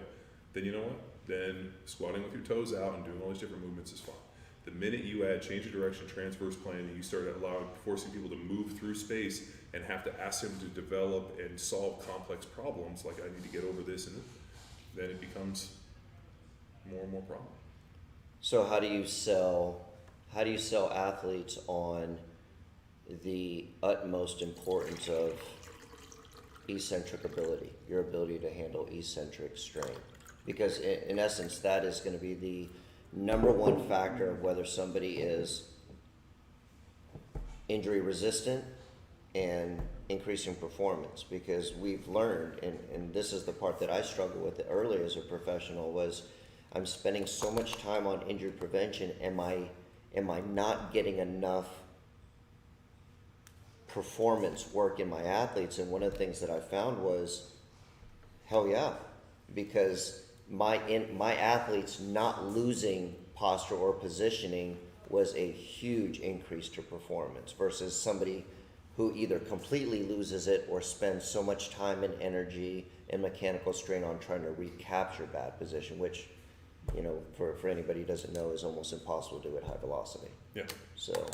Well, I mean, when I train an athlete's performance with Verstegen, they would bring a guy in and they would literally have him do single leg bridges, trying to teach him to, like, you know, activate his core, which developed my hatred of the word core. But they would bring these guys in and have them do just what I call fuck aroundness for 6 weeks, trying to, like, get them to, like, activate. And I remember thinking, like, this guy was here 6 weeks, paid you thousands of dollars, and you never once fucking put him under a load. Wow. And I remember asking him about it, and they're like, well, he wasn't ready. And I was like, okay, so you didn't think he was ready to handle, like, a barbell or this, and they tried to convince me that Vertec, like, the bands around the waist was as good as Olympic lifting, which at that point I was fucking out. Oof. But they were talking about, no, he wasn't ready. I'm like, this dude's going to training camp in 3 weeks. Yeah. Like, you don't think that, you know, if anything, getting him under a barbell or doing some basic barbell training or just some weights will help him develop at least a little bit of confidence? Fuck, you had him over there doing single leg bridges for 3 weeks, and now all of a sudden or 6 weeks, and now you're going to have him go out and get slammed into by other 300-pound dudes. Yeah. I'm like, and they were like, well, I'm like, if you're waiting for perfection, you're going to be fucking waiting. Forever. And I was like, it's like the age-old thing, like having kids. Like, if you're waiting for perfection, fucking never happen. It was funny. One of my first days in camp with the Bucks, Mitch, our tight end, I remember we were doing some balance stuff, and he was like, Raph, I appreciate this, but in the end of the day, I need to feel like I have some lead in my ass. Yeah. He goes, I got to battle, you know, Cheaty and Warren Sapp every day, you know, for the rest of this camp. He goes, I got to feel like, and it taught me, because I was young and I was enthusiastic about, you know, let's do all this functional stuff and take your shoes off and here, put this blindfold on and these earplugs, and, you know, I'm going to sing Kumbaya to you while you do single leg hops. Yeah. And he was like, and I think it's going to work, you know, but in the end, I've got to have a little lead in my ass. You got to put some heavy bar in your hand. You got to do some shit. So, Luke, you got anything else? Yeah, one quick question. Yeah, sure. Yeah, sure, sir. Just asking a little bit about Form Collar and where we're at with development on that, and like in terms of they come into the program. And where it all started was we did a cycle of Field Strong, and I needed a way to test people, so we had this big testing cycle. And I looked at the numbers, and I had this idea that I was going to develop all these tests. We're going to have vertical jump, we're going to have squat, and there's going to be like some beautiful mind correlation. And there was zero thread. I couldn't see a common thread in all of these numbers. Literally, I had like all of these in a spreadsheet. We're looking at them, and I'm like, nothing. And I like kind of lost it a little bit, and I like started calling different people. I think I even called you.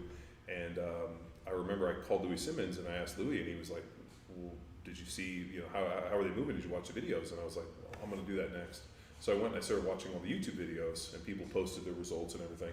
And all of a sudden, the one common thread was everybody was really slow. And I like had this weird epiphany that like train slow, be slow, train fast, be fast. So we needed to add something in for some speed. And so we started looking at, you know, kind of doing some velocity-based training. And I went back and instantly remembered what we'd done with Zangus was, you know, the idea of compensatory acceleration, the idea from head frat, or the principle, which I call, we call CAT, and Luke likes to call cat shit. is the idea that as mechanical advantage increases, you need to keep accelerating the weight or the implement. And so I went back and I looked at some percentages, and we ended up getting a tendo.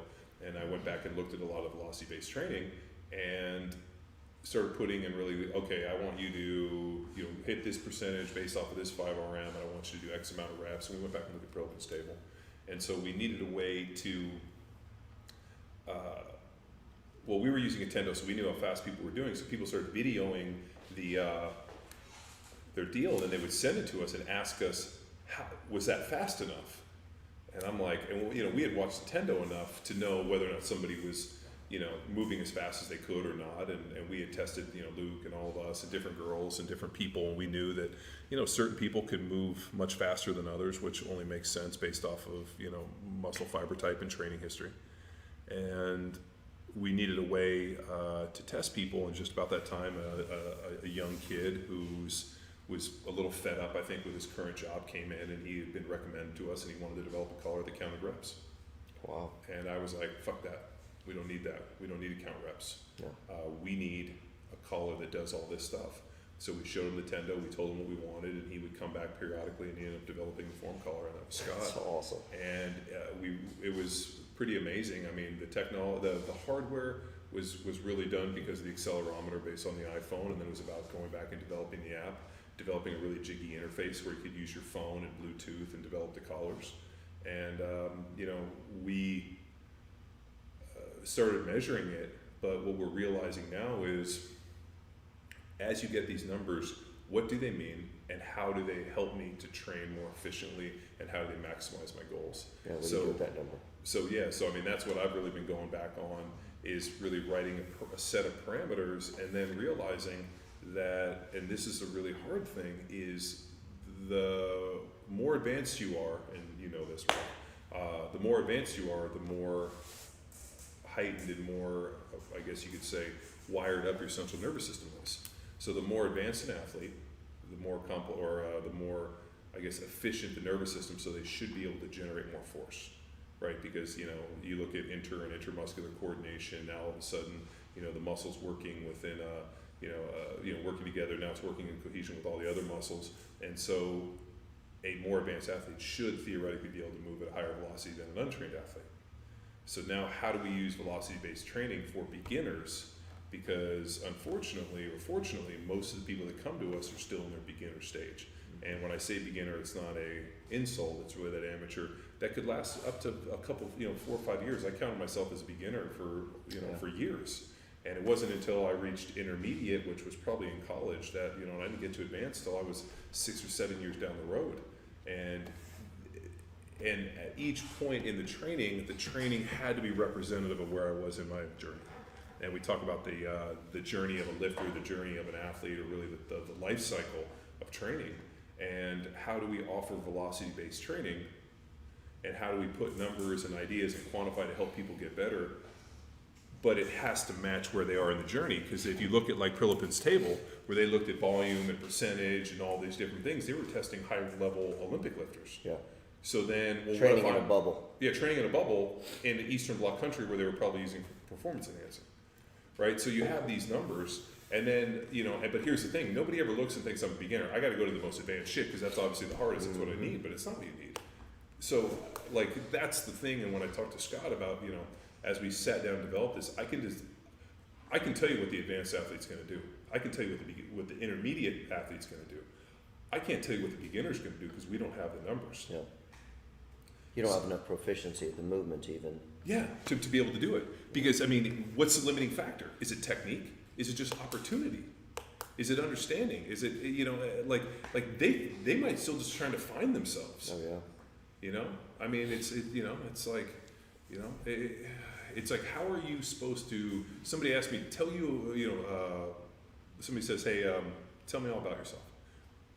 I don't even know myself. How the hell can I tell you about it? I'm still trying to figure it out. Still trying to figure out. Somebody's like, tell me about yourself. I'm like, I don't even know who I am yet. I'm still waiting. I'm still waiting for that Dare to Be Great situation.